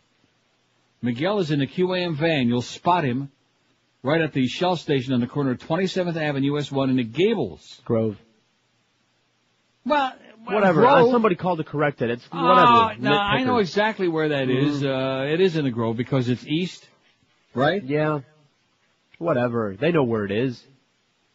The Gables, the Grove, whatever the hell you call it. The Grables. The difference being that there's a few more dark people in the Grove and a few more queens, okay? By the way, I've decided something. I hate to say this. But the article by Rich Pachter, which I am going to get to, but we're not doing that 1 or 2 comedy bits anymore except on Wednesday. We're not trying to fake our way through. I admit it. It was a crutch, and it worked well. It was fine. Loved it. Loved leaning on Didn't that have a lot of complaints about it. Nope. In fact, I'm thinking of 4 hours of it every day. Oh! Sounds good to me. All right. Hey, listen, now that they've got this new attitude on this radio station, they're like with Hank. Hank works about, how many hours a month does Hank work? About 30, man. A month. That's like an average of 1 a day, you know, when you take away holidays and vacations and ball games and all of that, the Dave Wanstead show, all of these things. He works about 30, man. Hours a month. And this is the new deal. So we work less, get paid a lot more. So as long as the revenue keeps coming in, as long as the spots are still there, what the hell do we care, you know? In fact, 5 to 8 in the morning would be a really good spot for wake up with a smile on your face, a few laughs. A lot cheaper than that silly old man in his bag. Linking news sites, Miss Drudge creates an internet success, writes Rich Packer. We had a fax from Rich yet today? No. No. We don't like him no mo. I mean, I'm not saying he had to do a slice job on this guy, but geez, why does it have to be a suck-up, you know? Why does everything in the local papers have to be nothing but a puff piece and a suck-up? Jesus. Rich, you idiot. So what I was starting to say is I didn't want to say this, but I can't stand. You're not going to believe what I'm going to tell you. I'm bracing myself. It's one thing I cannot stand, and this is accumulated over all my experiences, my travels. I cannot stand faggots. Oh, my God. I'm not talking about gay people, okay, because that would be bad, because that would mean I would hate myself. No, I just, a lot of gay people are, huh? Flamers, you're talking about, I'm not just talking about the way that they, not that, because people most of the time they can't help that. Right. They're not like Freaky Carlos out there who goes out of her way to be a flaming, silly, obnoxious queen. I'm not talking that. I'm just talking about people who are just out of control flaming queens. You know what I'm talking about? Yes, I do. I can't deal with that. I can't stand them. I don't want to be around them. I don't want to be near them. And even if they look good, which they almost never do, but even if they did, I wouldn't touch them with your hand or tongue or whatever. I just can't deal with it. They're a tad annoying. I really don't. I don't like faggots. And they're bad for all the rest of us, like me and a few of the others in that building, which I don't want to mention no names because they're some of them in the closet. Right. By clearance. I just thought I would say that because it's not going to do any good. It's not going to change anybody's behavior. But geez, I mean, pushy, obnoxious faggots who just are. Oh yeah. Out of control, always like in heat, like a butterfly. Don't want to be around those people. Don't want to be near them. That's why, like these pride parades, like the big one they had here, like several weeks ago. I don't want to see it. Now, maybe 90% of the people in there are like very respectable, fine, decent, and I'm not talking again about affectations that they have no control over, but I'm talking about the real. You know what I mean? I don't want to dwell on this more than 3-4 hours. Yeah, right. Linking news sites, Matt Drudge creates an internet success, writes Rich Pachter. He used to be a good friend of this program up until this morning. Matt Drudge, internet personality, is a self-styled seeker of truth, specifically of hidden and obscure truths. Yeah, like the misinformation he printed about this show and that whole Catherine Harris episode that he breathlessly put on there in the first, about a month ago. Total bullcrap. And he knew it because he was listening to the goddamn show. If there's a Drudge brand he'd like to convey, it's of the relentless, rumpled, ever-vigilant newsman. Also about the thing about how we killed Saddam's kids the first time. Remember that? Uh-huh. Were they dead then? No. No. And Chemical Ali. Chemical Ali, who died about 40. How many times did he die before he finally got his ass in the ground? About 30, man. The truth is a little less dramatic, writes Richie Pachter. From his Miami Beach condo, Drudge monitors television news channels and websites on 3 computers set up in his home orifice. Using Windows XP and other off-the-shelf software, he updates his website, drudgereport.com, several times a day. Contributors to traditional print and broadcast media sometimes derisively refer to Drudge, who gained national notoriety for his postings during the Clinton-Lewinsky affair, as a gossip monger or worse. Yeah, worse. But Drudge 36 has turned drudgereport.com into quite a tidy enterprise. By his own estimate, now, see, here you go. Nobody, I don't care who it is, unless they've got a mammoth ego, a gigantic ego much larger than their penis, talks about, wait till you hear this number. By his own estimate, the former convenience store clerk makes about $1.2 million a year, including revenue from his nationally syndicated Sunday night radio show, which airs locally on WIOD. Now, do you know what I'm talking about? I do. Nobody, unless they've just got a big, fat, pompous ego, says, oh, well, here's how much I make. If somebody asks me how much I make, I say, none ya, as in none ya business. And by the way, Matt, it's more than you do. His internet site is mainly a portal, an index of news stories that appear on newspaper and wire service websites. He writes catchy headlines for his top links, augmented by his own stories based on tips from his virtual network of internet informants, many employed by mainstream print and broadcast outlets. He's also a screaming faggot. No, it doesn't say that. Should. Much of his information during the Clinton impeachment investigation came from leaks from journalists and political operatives. So what does that make Drudge? A screaming faggot. A self-hating right-wing piece of crap. No, it doesn't say that either, but it should. I'm a newsman and not a journalist, he said in a recent interview, not a cyber this or that. Oh, he's a cyber something. He's a cyber flamer. Since his site is primarily composed of links to stories on other sites and is a weblog, commonly called a blog, how about a blogger? Nope, sounds too much like booger, he said. Oh, I bet you that's something he knows something about. Yeah, booger. How about bugger? Yeah, I bet he knows a lot about that, don't you think? Uh-huh. Yeah. You buggering idiot. Drudge describes his own politics as libertarian with a small L, though his part as a catalyst in what some call the vast right-wing conspiracy that precipitated the impeachment hearings brought him a dedicated right-of-center following, which he continues to cultivate since he's a self-hating right-wing fag. Doesn't say that, but it should. See, there's a lot you left out of here, Rich Pachter, make-believe journalist. What? I don't even understand what this is. I thought Rich Pachter was like a record promoter or something. What does he do? Anything he can. He's just a little bit of this and a little bit of that. He just does like, what is that all about? I bet you Rich Pachter left those logs in the toilet. Because, boy, there's sure some crap on this article. And then it goes on about his nationwide Sunday night radio show. And the radio show is a news talk programmer's dream. WID program director, the unctuous Peter Bolger said. Oh, he's starting to quote that asshole. What does that tell you, huh? And judging by the show's ratings, it's a listener's delight as well. Drudge also fills in frequently for Tampa's Todd Schmidt, whose show also airs on WIOD. You know, it's really interesting for a guy that calls and faxes us all the time, Richie Pachter, that this is nothing but a puff piece for Mess Drudge and IOD. He has such positive energy, Bolger said. We always look forward to him coming to the WIOD studios. Drudge also did a weekly show for Fox on TV last year, but it ended after a year. Though still based in California at that time, he said California. He said Fox insisted the show originate from its New York studios. He acquiesced but booked frequent layovers in South Florida and relocated here in time to celebrate New Year's Eve 2000. He avoids most investment and banks his money, he said, because he doesn't know how long his site and his reign will last. Oh, several more days. About 30, man.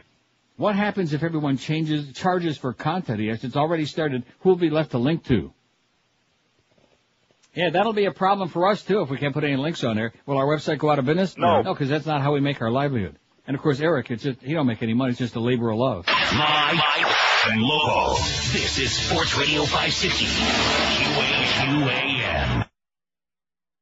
Hey, I'm Frau Iliana Ross-Leitman, and I like scrubbing my smelly gorilla ass with soap made from jewels and listening to the Neil Roque Comunista Hour. All right. Rectum. Let me tell you about a way you can tickle your prostate. It's a lot of fun, but kind of gay. Fisting the night away. How it started, I don't know, but according to Christopher Lowe, ain't nothing like a moist brown hole when you're fisting the night away. Fisting, man. Everybody says it's great. Yeah, fisting, yeah, fisting the night away. Lean forward, spread wide,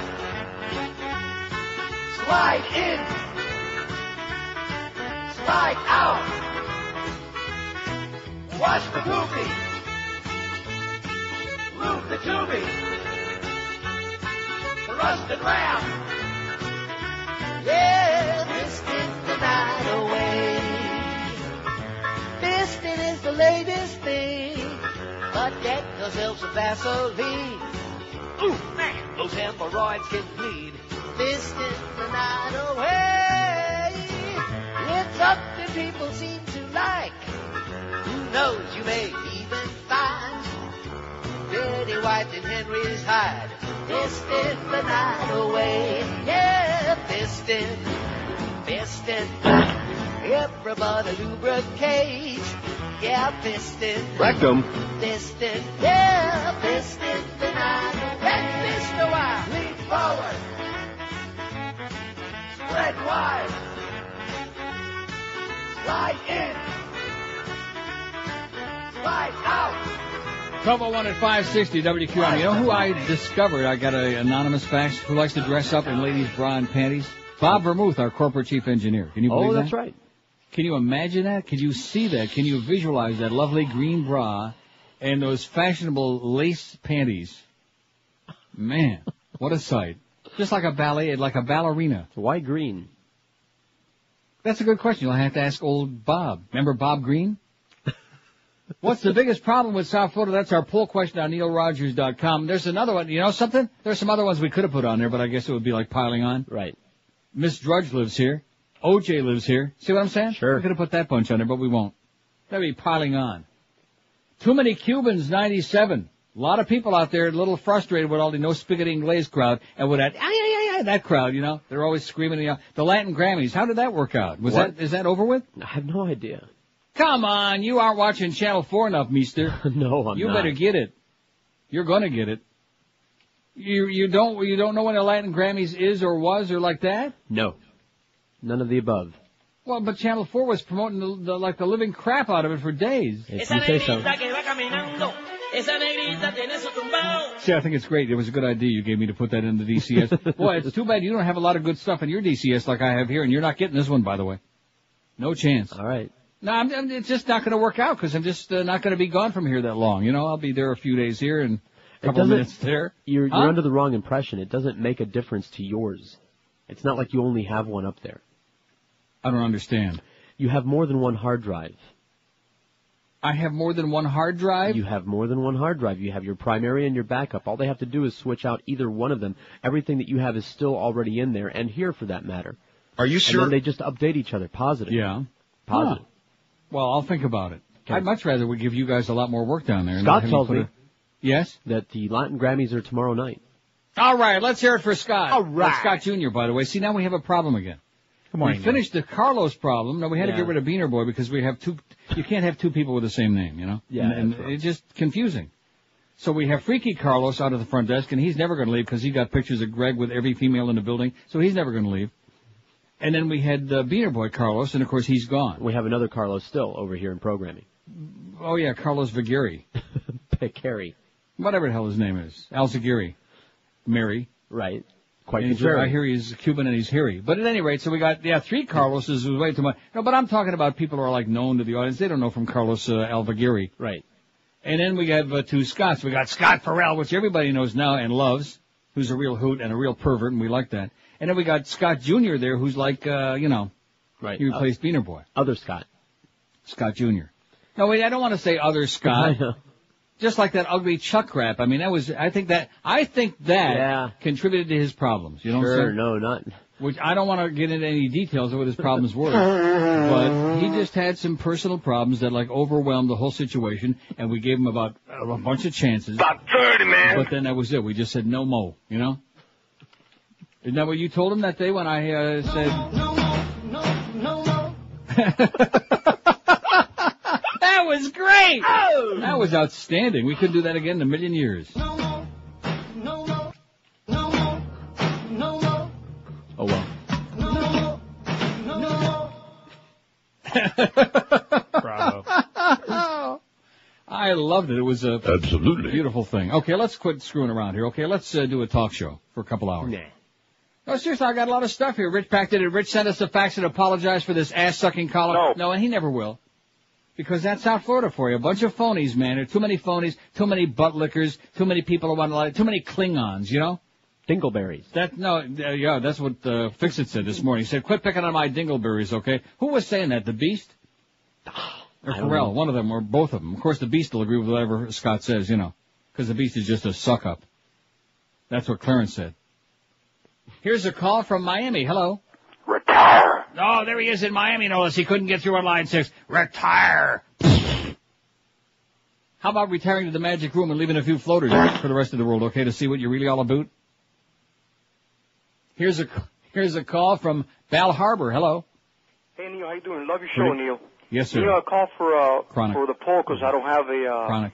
Yes. No, I'm not a chronic. Okay, I was just talking out loud. Okay, I don't have a computer, Neil, and... Why not? I heard that. For a fact, we Cubans are the problem here in South Florida. And the reason why you don't have that in driving there is because if we didn't have us here, driving would be better. And also, the old Jews? Well, also, George didn't mention to you, Neil, that being a Cuban and eating ass, it goes hand in hand. Hand in gland? Right. Gland in hand? Neil, on a serious note... now, I didn't know Dwight Lauderdale was Cuban. Huh? Or Ann Bishop. No, I think Dwight's half Rican. And in closing, African. He's an African American. Have a great day, pal. Get out of here. You're done. Quit while you're ahead. Jeez. That was excellent, Georgia. He's a African American. That is outstanding. I love it. That's one of Georgia's best lines of all time. Too bad what's his name ain't there. He'd probably snort it. I said what's his name. Did I mention any name? Hola. No name. No. No. Now stop it. See, I do the thing. I know where to. And right off the bat, you got to go push it over the edge. Always pushing. That's what Clarence was saying about the beast. He's always pushing it in his direction. Although he wasn't complaining. Actually, he was like quelling. What's the biggest problem inside? It's amazing if the audience only had any idea. That's all. I call him on Sunday, okay? I realize it's a holiday weekend. I didn't want to bother him, but I knew I had to get a hold of somebody to get the wheels in motion very slowly at that place, especially during the holidays, because we had a technical with a connection up here, okay? On that end, of course, in South Florida. And finally, Clarence calls back and leaves me a message about how the beast just pulled out, and how dare I interrupt it? That's all he talks about. Is his rectal activities with the beast. Man. And this is our program director, and you wonder why we're up against it? Pharrell wonders why the hell this is the most... See, this is a place... I got off on a tangent. It's your fault. I know. But this radio station is a place that succeeds tremendously, not because of itself, but in spite of itself. Sure. That's the amazing part. We could own the sales department, the engineering department, the management, which, believe me, you don't want to hear about Greg's Reed. I mean, it's just astonishing, shocking. But it's nice to know that Kid Curry is cleaning out his desk. I wonder if he's got those naked pictures of Anna Squeak and that gigantic ass he used to rave about. I'll be right back. He gets upset when I talk about that. No, he doesn't. No, he's a good guy. We like Kid Curry. We like John Jarvis. Yes, we like Matty Bell a little bit. Well, I like Matty Bell. You don't like him because you got a personal ash to grind. No, he's okay. He's okay. Plus, he's a little Jew. Plus, he's short, so you ought to relate to him. That's right. We're part of that. Who else do we like? Tony the Tiger. I'll tell you who we really like a lot, Troy Stratford, man. Yeah, man. We got some nice people in the sales department like Adam. Adam's a nice guy, a little boring. But Troy Stratford, now there is, I almost start thinking that I'm not racist no more when Troy comes in, because he's pretty dark, Yeah. No, he is. He's the real not deal. African American. He's all frickin' whatever. He's all frickin'. He's deep. Is he really? Oh, yeah. That's what Clarence said about the beast. But that's a good guy, Troy Stratford. What didn't he wear number 23? Maybe Scott would know. I don't think so, though. On the Dolphins? He don't know from Dolphins. Mark Higgs was The 22. Who? Huh? The Who? No, not the Who. What language is he speaking? The Who? He's from Jersey. He don't know from Dolphins. Oh, from the Dolphins. Okay, he's probably one of those Jet fans. I hope not. Because if you turn out to be a Jet fan, we're going to throw your ass on the Mo Howard David show. No, sir. Thank God. Maybe a Giants fan? No, sir. And when you're not a Dolphin fan... Come on, spill it. Come on, let's hear it. Don't be such a pussy, okay, if you're going to... I have a phone to answer. You're what? Oh, what a pussy. What a pussy, man. He's not even an on-the-air person. He's too afraid to tell us, to admit. I mean, even Mo admitted the day that nobody was listening. He was a Jets fan. All right, he was 23. There you go. Once again... Oh, God. Comes through. What a memory. Seriously, I'm not joking about this. You hear me say it a million times, I'll say it again. If my mind could trap the important things, the things that I strive desperately to remember, like where I just put my glasses or anything. Sure. Life would be so pleasant. But my mind is it's saturated. When you get to be an old fart like me, there's no room left at the inn, Uh-huh. And as a result, my mind is loaded with all these obscure things like Troy Stratford's uniform number with the Dolphins. Joe Marsh Jr. wins by 10 lengths with a horse called Chocolate Soda at Hazel Park. Ray Kroc wins with a horse called The Happy Trip by 15 lengths at Jackson Harness Raceway. I remember these things like they were yesterday. And each, see, I'm not really that keen on how, I know that most of the brain is not functioning. We still haven't developed a good chunk of the brain. Nevertheless. Especially in most of our management. But the fact is that whatever part of my brain is working, it's loaded with crap. Maybe that's why. Maybe there's a subliminal thing there that forces me when I see like a public toilet where somebody has forgotten to flush. I just feel like I'm responsible for getting rid of the crap in the world. No, you know what I'm saying? You're just a good guy. How many other people do you think would stand there and I mean, I can walk right out, I do. But I want to get rid of it. Right. And I certainly don't want to sit down there and do my thing. I don't want to see the marriage of the turds. I don't want to hear it. I don't want to know about it. No, that's dangerous. I mean, they might not be from the same family. It might be incestuous or something or whatever. It could cause a chemical reaction. You turd. 12 minutes past noon. The Beast is down to 254. Now, I will say this. He was down to 226. He started this thing at 284, Balance for Life, last year. And he lost What was it? 58 pounds. And now if you go back to the 284, he's lost about 30, man. 254 because he went on, and you know, it's interesting. He went off it and he was desperate to get back on it because he knows that we're going to keep him alive. And you can do the same thing because everybody and their brother now is fat. I think George and Scott there, and who else? And Scott Farrell. How many not fat people do we have in the building? Greg, right. Duff looks pretty good. By the way, Duff, stop being such a hypochondriac. We're tired of it. Clarence, he's not fat. No. And that's it. John Jarris has got a little paunch. Oh, Matty Bell, he's skinny too. He's a little punk. Sure. But everybody else, Ray Perry, he's got a pupik, right? A little bit, yeah. Howard It's David. a fat world. It's getting fatter by the minute. And not say if you don't care how you look, that's one thing. But if you're out of shape, it's bad for your health, and you become diabetic, and then you can't eat most of the stuff you love, like me, and then you die. That's the way it works. Balance for life is the answer a lot of you folks are looking for because they do all the figuring out for you. You don't have to worry about, well, what can I buy in the store? Because you don't buy anything in the store. They do all the figuring. There's no cooking, no shopping, no cleaning, no calorie counting, no carbohydrate counting. They deliver right to your door, a little black sack. All your food for the entire day is in there every day. 3 gourmet meals, 2 delicious snacks. It's all in there. And you get to choose between 2 alternatives for each meal and snack every day that you're on the program. You fill out your little menu, you fax it back to them once a week. That's it. That's all you have to do. And then just grab that sack. Grab your sack at 6 a.m. Let Balance for Life help you lose that weight once and for all. If you're frustrated, if you've tried every other weight loss program under the sun, if you've been ripped off for $1 zillion like most people, and you're still fat and out of shape, here could be the answer you're looking for. Call Balance for Life today and check this out. Call 954-568-3229. 568-3229. You'll start seeing results within just days on that scale. Or check them out on the web at balanceforlife.com. Live and local. This is 560. The radio's all yours now. QAM. 560 WQAM. Welcome to Who Wants to Be California's Next Governor? I'm your host, Regis, and here are today's contestants. Superstar of the silver screen, Arnold Schwarzenegger. Superstar child actor, Gary Coleman. And finally, superstar of the porn industry, Larry Flint. Welcome to you all. Now, let's play. Who wants to be California's next governor? Here's your first question. Hands on those buzzers, and good luck. Question number 1. What is the capital of California? Arnold? That would be Copenhagen. Oh, sorry. Larry? Not only is it the capital of California, but it's the porn capital of the world, Los Angeles!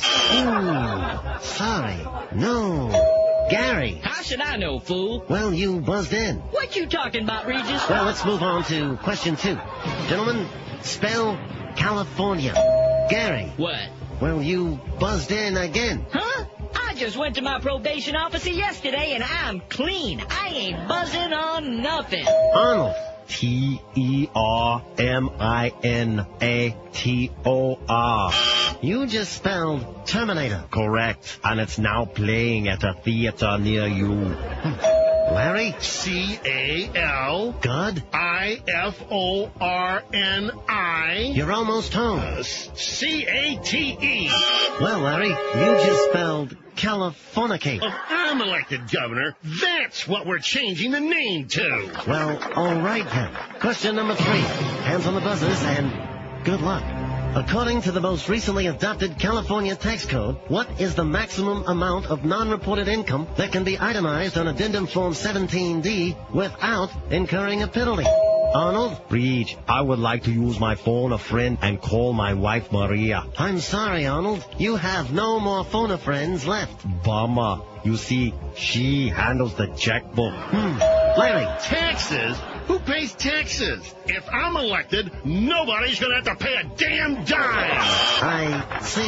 Gary? Now, Regis, I've been working as a security guard over at the Fresno Mall since '84, and this dude, Mike, well, he's kind of been paying me under the table, you know. But I promise if I'm elected governor, I'll make enough money to know what the hell you talking about. Ha ha. Coleman's getting paid under the table. Careful you don't bump your head down there. Huh? Now, I know you just didn't make a joke about me being short. What are you going to do about it, little man? At least I don't sound like some Australian kangaroo. I'm from Austria, you moronic midget. You know, if I wasn't so damn busy proofreading the September issue of Hustler magazine, I'd get out of this wheelchair and shut you both up. What you talking about, Larry Flint? I would like to take both of you and twist you into strudel. Well, all y'all got some I will not take much more of this from either of you. Oh, what do you know? It looks like we're out of time. Be sure to join us again for another exciting episode of Who Wants to Be the Governor of California? I'm Regis. We're out of here.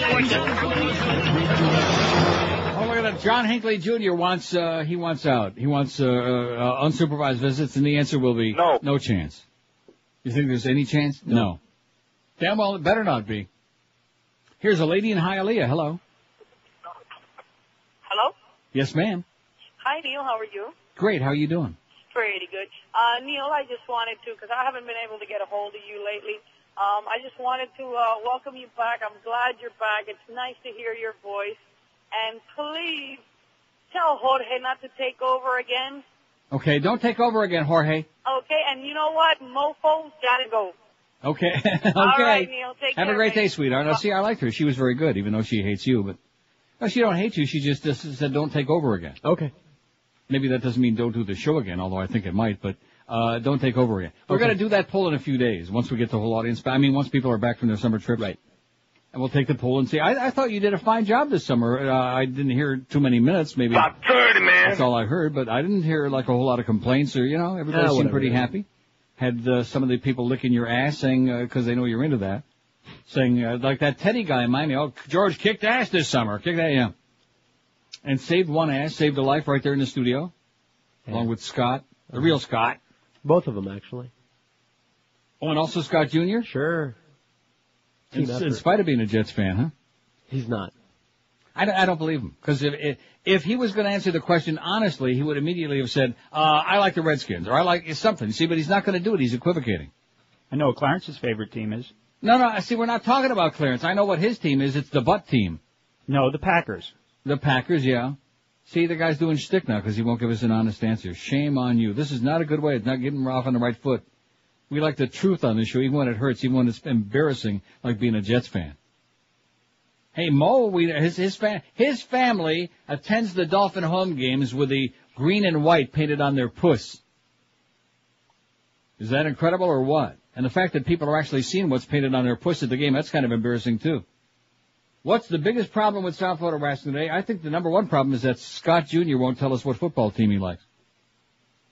I like the Patriots, I say proudly. Oh! The undefeated Patriots who went 4-0 in the... Give it up. Huh? Scott. Yeah, give it up, Scott. He's not going to say it. There must be something really All right. How about the Titans? Maybe later. I got news for you. If this continues on this show, there won't be any later for you, sweetheart. What's the biggest problem with South Florida? Too many Cubans, 112. Look at that. It's double the next category. Aren't you impressed? Except for that lady in Hialeah. She was great. Huh? Oh, yeah. That's right. You don't like her because she don't like you. Well, that's just the way it is. You're just a hard ass. Yeah. Rudeness, 60. The brutal summer heat, humidity, and rain, 44. And I apologize to you folks down there for the fact that you're all over the place, wading in boots up to your ass. And it's sunny and beautiful here. What's the temperature in Toronto right now, George? Oh, and the good news is October 2nd. Mark that date in the calendar. Okay. Ernie Eves, the right-wing asshole premier of Ontario, of this province, has announced an election October the 2nd. He's going to get his ass booted out. Oh! Yeah, let's hear it. Bye-bye, Ernie Eves. See, God created Adam and Eve, not Ernie and Eves. He's got to go. And he will. He's going to get his ass booted out. And what did I just say? I don't know. Come on, get with it. October the 2nd, Ernie Eves. Between you and Mr. Recalcitrant there, they don't want to tell ours about the Patriots, then you interrupted. Oh. What's the biggest problem with South Florida? Too many Cubans, 112. Rudeness, 60. The brutal summer of stuff, 46. Crooked politicians, 41. Too many New Yorkers, 37. It's a toilet, 28. Man, somebody flush it, please. Shove all of that stuff in the Everglades. Too many old people, 19. Do like they do in Amsterdam. Just shove it all in the canals. That's why they have that beautiful brown water. They do. The canals are brown. But at least they don't have things floating around in the toilet. Although I did have that lovely split-level toilet in the first apartment. Yeah. It's middle of lunch hour. I don't want to talk about that again. No, thanks. That had to be, and I find out that that's fairly commonplace in certain parts of Europe.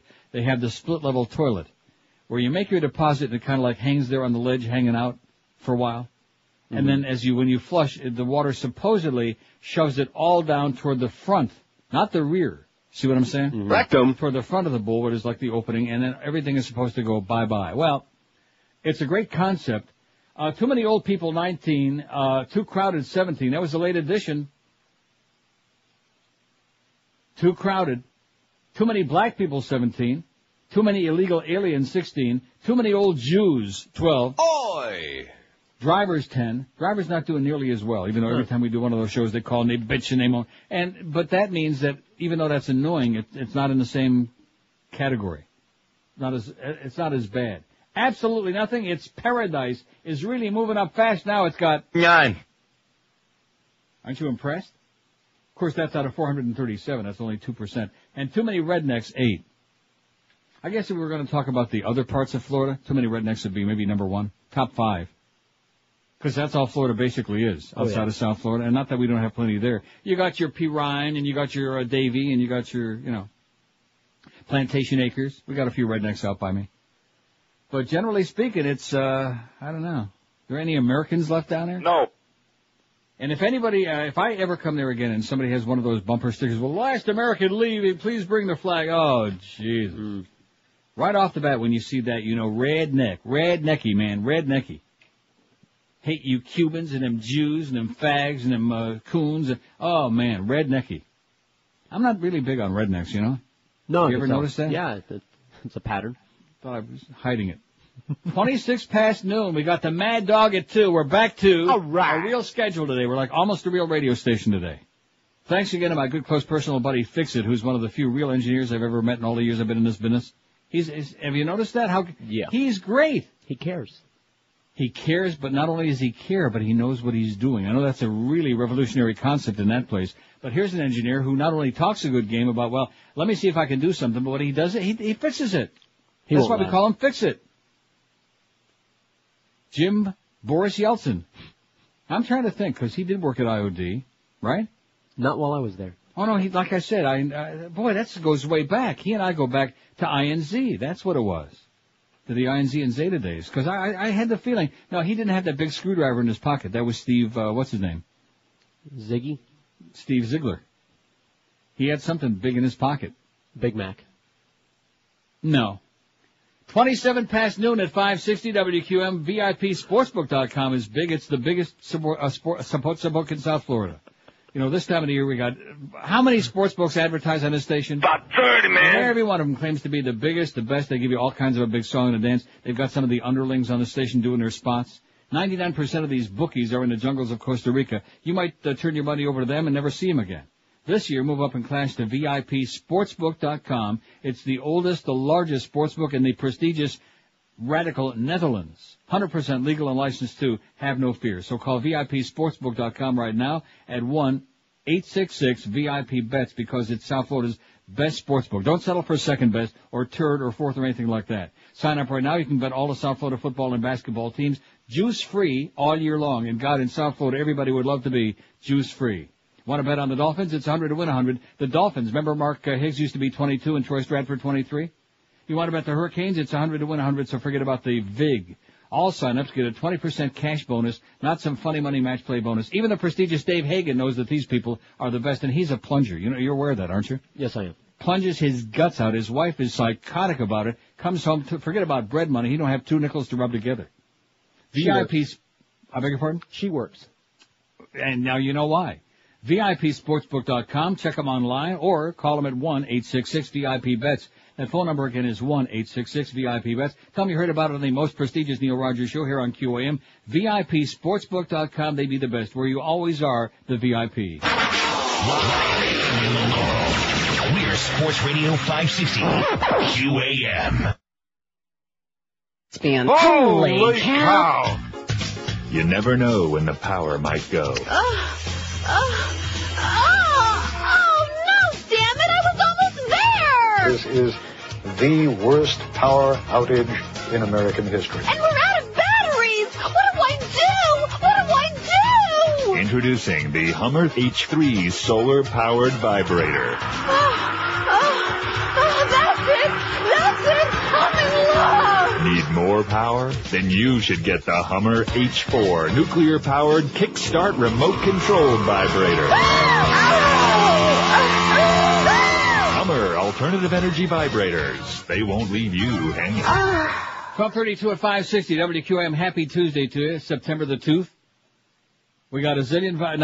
Now I was going to between now and 2 o'clock take a million calls, and look at that. Now I realize I got impatient because I've been rambling, which is fine. That's okay. C'est la vie. But just when I was going to take a billion calls, and now there's one call on the board. That's pretty sad. 5670560, pound 560 on the AT&T and Verizon wireless line. Anybody call in and say that they wear bras and panties? No. I think that's a really interesting question. Which do you find more objectionable, eating ass? But like you said, the Cubans will put us out of business on that. Why you say Cubans? Only 10% of our audience is Cuban. Yeah. And more than half of them. So in other words, you think that more than 10% of the guys who listen to the show dress up in bras and panties? No, I don't that's think your so. thing. It's my thing? That's your commentary. Oh, you're talking about the dressing up, and I'm talking about eating ass. Does anybody have any idea what this man is talking about? No. At the Shell station on the corner of 27th Avenue US 1, you'll find the lovely Miguel in the QM van right now with all the best annual merchandise and the Mo Howard David and Jim Mandage keychains. That's in the Gables or the Grove, whichever you prefer, and we have so far. $240. Do we really? Yeah. Well, that's not too bad. He's been there, about an hour?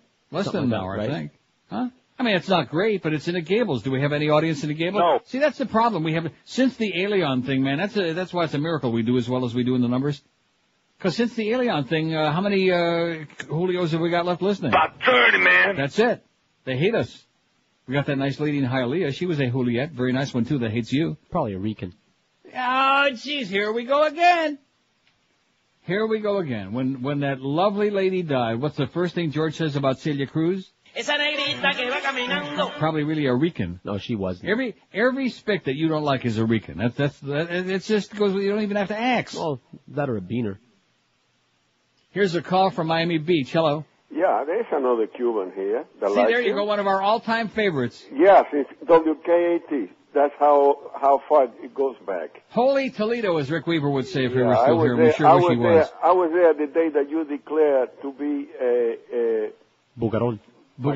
December 17th, 1976. I came out of the closet on the air. I was listening to that program. I'll be damned. Probably fell right off the goddamn shear. Listen, I didn't know it's to vote that we have too many crooked politicians or too many Cubans. But anyway, the crooked politicians are mostly Cubans, so I voted for too many Cubans. But it should have been too many right-wing Cubans because there's a lot of normal Cuban Americans that like you a lot because they get entertained by you. Just crack his knuckles. Did you hear that? Yeah. See, that's how sharp my ears are. I just heard George crack his knuckles in the back while you were pontificating. And the lady from Hialeah that called and don't like George, that's his wife. Listen, his wife has never said anything that nice about him, what that lady said. Believe me. Well, anyway, I'm listening and I will be listening. Especially since she trapped him into that unwanted kid. But anyway. And you put me to listen to Mo, too, but I couldn't take it. Absolutely. I don't blame you. No Mo. Okay, well, amigo. Hasta que me olvides. Bye-bye. Arrivederci. 5670560, pound 560 on the AT&T and Verizon wireless line. What's the biggest problem with South Florida on our prestigious poll? 452 votes. See, we need to see some evidence that, like the town is back, the audience is back, that they're as serious about putting all of that crap behind them, because Labor Day has to be the dividing line, doesn't it? You'd think. Kids back in school this week, right? Right. Party's over. Just like that one awful spot that I got because Troy Stratford, as much as we like him, old number 23, is too lazy to write us any new copy for Balance for Life. Oh, summer's over. Party, and it's dated September 9th, 2002. 2002. And he gives me the copy like in the middle of July. Isn't that what you always say? In the middle of July in Florida? Oh, the summer's over. No more barbecues. Sounds good to me. Yeah, but of course that would have something to do with credibility, which is not in our vocabulary at QAM. Too many Cubans, 118. Rudeness, 62. The brutal summer heat, humidity, the rain, the oceans in the streets, 47. Crooked politicians, 43. Too many New Yorkers, 39. It's a toilet, 29.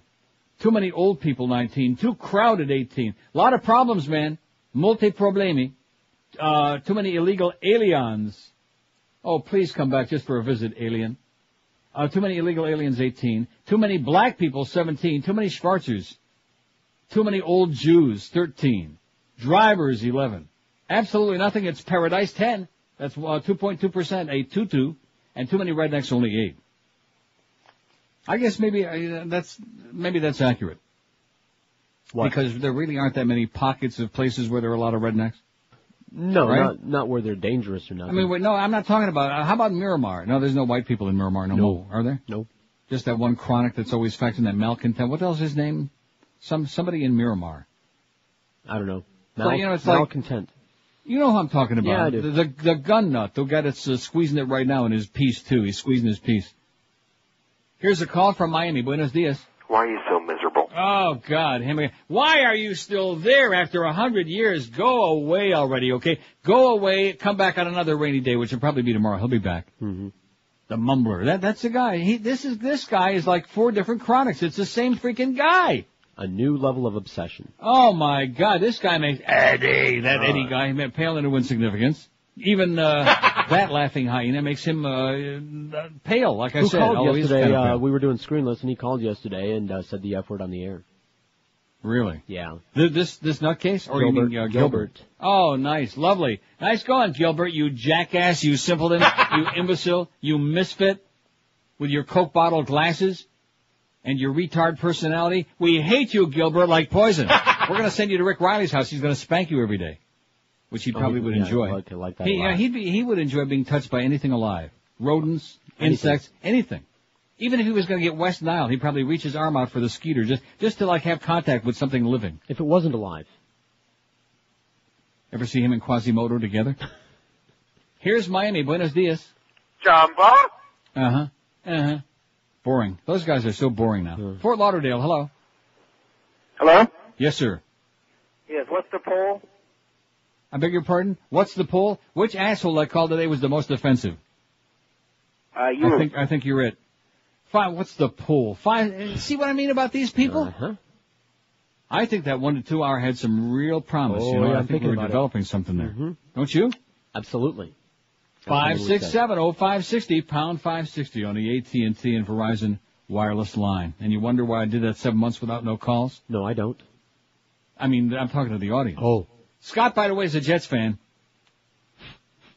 Not no, really. see, it doesn't make any difference what you say now because there's no way. I mean, I thought about it for about a few seconds. About 30, man. And I thought to myself, well, there's no way anybody in the world would be embarrassed, too ashamed to admit in South Florida what football team he was a fan of, unless it was the Jets. Because no, that's the not one his motivation. What is the motivation? He's a prick. He doesn't answer a straight question. Oh, you mean Scott that used to work on his show? That's him. Oh. I vaguely remember him. Live and local. This is Sports Radio 560 QAM.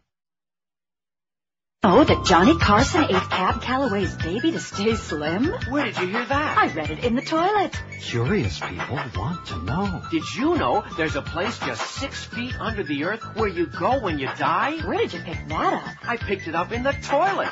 Here's what you'll find in the toilet this week. Princess Di gave birth to a 65-pound show horse. John Kennedy's come back in a spaceship with a super new diet. Bert is dating John Hinckley to make Warren jealous. I'm sleeping with Joan Collins and I don't even know it. Where did you read that? In the toilet. The National Toilet. Put a quarter in the slot and we'll wipe the world for you. 12:43, and the reason I played that is I want to talk about toilets. Okay. Since it fits right in with what we've been talking about earlier. Yes. But before that, here's the facts. Mark Higgs was 21. Well, what running back was 22? Troy Stratford was 23. I would swear that Mark Higgs was 22. I mean, I used to go to all of those games, but it goes to show you my Alzheimer's kicking in. Higgy was 21? Who the hell was 22? We'll find out. Somebody will know. Anyway, Scott likes the Steelers. No wonder he's embarrassed. Oh, my God, the freaking Steelers. They need Franco Harris back. And that moron Terry Bradshaw. God, get his ass. You know how much I would pay just so I never have to see Terry Bradshaw on TV again? If you want to look up Dumb American, if you look it up in the dictionary, his picture is there. Tony Nathan was 22. Tony Nathan, absolutely correct. Absolutely correct, sir. Not bad for a Steelers fan. Oh, in other words, you knew that? No. Or no, somebody called in and told you that. You really are full of crap. You're unbelievable. I think he's like a counter spy is what he is. Yeah. You know what I mean? He's probably hanging out by the counter and spying it. He's Pharrell's plant. He's the stooge. A saboteur. Exactly. He's an agent saboteur. At any rate, you're right. Tony Nathan was 22. Higgy was 21. Isn't that what I said before? No. Mark Higgs was 21. At least I got Troy Stratford's number right. Who the hell gives a crap about Mark Higgs? He was okay, but he was, one of those typical, he ain't no Ricky Williams. Ricky Williams. Come on, it's almost that time, baby. Ricky Williams. Dolphins get off to a big start this weekend. They're opening the season against a girls' team, the Houston Texans.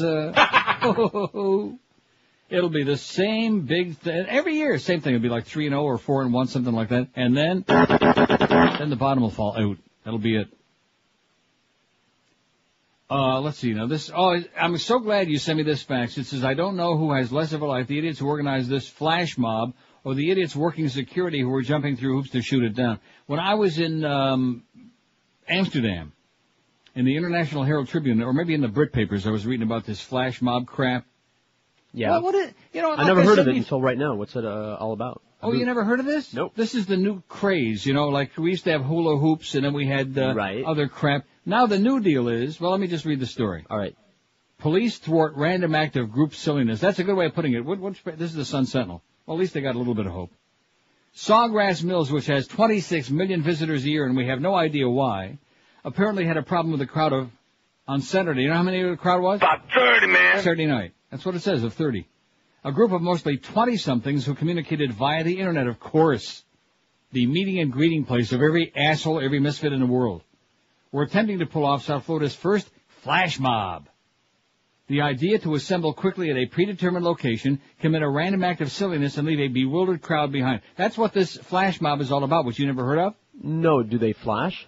No, it's not that kind of flash. That's what you would think because you're a pervert. Yeah. No, they just show up. They communicate on cell phones and they say, we're going to show up at the Sawgrass at 3:15. And like a whole bunch of these assholes just show up and they wave their arms or run around and then they leave. Oh, there's no nudity involved? Flash mob sprouted 2 months ago in New York and the trend has become compared to the harmless fun of streaking in the 70s and phone booth stuffing in the 50s, as in stuff it. But police broke up the gathering in front of the Cheesecake Factory in the Oasis portion of the mall. The wife of the organizer was hauled away from the scene and escorted off the mall grounds. No arrests were made, unfortunately. Bunch of assholes. A Sawgrass Mills official left quickly without commenting, saying he would return, but he did not. He didn't. The episode, an attempt at synchronized activity that could rival the bank robbery scene in the movie Ocean's 11, went down this way, and it's got a whole chronology. 7:10 p.m., a maintenance worker near the Cheesecake Factory lets a visitor listen on the walkie-talkie. Police are saying, we told him if it goes off, he'll be arrested. 7:13, police and mall security established their presence near the Cheesecake Factory. No action. 2 minutes behind schedule. Eric's wife, holding a dollar bill, says, let's do this, and walks in front of a group of benches. A man approaches her to trade bills, but two officers gently. So I guess what they were going to do is, they're supposed to meet at 7:13 in front of the Cheesecake Factory, have a dollar bill with the word mob paperclip to it, and exchange bills with other flash mobbers. After 5 minutes, they agree to drop the bills and leave. That was the deal. Now, this seriously, like the caller who called earlier, who was very serious, and rightfully so, about Bush, about the war, about the lies, about politics. I mean, granted, okay, life is short, have a good time, screw your brains out, but to be wasting time with caca like this, with mob, and it's not just an American thing. The Brits were doing this too, but I guess it started in New York, and of course the Brits, being a bunch of monkey see, monkey do crap. Is that pathetic or what? Flash mobbing. Great. Thank you for the warning. And you want to know why? That's the American fucking way. Exactly. The sillier it is, the more assholes. And of course, 20-somethings. There you go. It figures. I mean, these are the same people that haven't even got any idea what they'll, what's up and what's down. I have no life. Organ. Jack Horowitz of Tamarack, spending the usual half-hour Saturday night, will wait outside the Cheesecake Factory. He says, I didn't know what the hell was going on. Neither did the Cheesecake Factory workers and other onlookers. In Tampa last week, a flash mob appeared at a mall and saying, take me out to the ballgame near a statue of a baseball player. You ready for that? I think this is the new. I think America's lost it. I think that's what's going on here. I think they've just absolutely freaking lost it. Where the hell is take me out to the ballgame? Is that in the thing here? Various versions of it, I'm sure. It is? Well, we have the original Harry Carey version. Oh, but we also have... Take me out to the Marlins game. We have that. Yeah. So anyway, that's the deal. In Minneapolis, flash mobbers all played their cell phone ringtone at the same time, while one person conducted. They played their cell phone ringtone. You know? I'm beside myself. Eric said that recent local stories about flash mobs, including Saturday's mentioned in the Miami paper that one would go down to the West Broward Mall, tipped off the establishment which threatened disorderly conduct charges. Saturday evening, Sawgrass Mills approached Sunrise officers for assistance. With all the attention you'd expect security to find out, Eric said, next time it won't go down like this. Who is this Eric guy? Does it say the name of the guy? Eric Rudolph. No, seriously. It could be. Eric is the activities organizer, but of course it doesn't, I don't think it says the name. And his wife. And a bunch of other assholes. You're a bunch of morons, okay? I realize it's boring down here, but get a freaking life, okay? Good God Almighty. Now, if it was going to be like what I thought it was going to be. Yeah. Like, and they were going to go streaking through the car. No, there's nothing erotic, there's nothing interesting. How boring. It's just an opportunity for a group of people to gather and do some stupid thing and then run off. Either for a couple of, hey, it's just idiotic. It's just for stupid people, that's all. There you go. It's a new American pastime. I mean, baseball, you realize, is very boring. And so here's something new and exciting even more boring. Here's a call from a lady in Pembroke Pines. Hello. Hello, Neil. Yes. Hi, Neil. How you doing? Years ago, you helped me lose weight when you were discussing the Atkins diet. Yes, big thing. Right. And I've been struggling with my weight up and down ever since the Atkins. I just didn't follow the Atkins because I wanted something sweet. Mm-hmm. And I just recently went to a doctor, and he recommended a simple diet. And I just had to share it with you and your listeners because I felt like you shared the Atkins with me, and I was so happy to do that last week. Well, it's just really simple. It's no sugar, wheat, or flour. Basically going back to basics, just eating vegetables, fruits, protein, some dairy in the morning.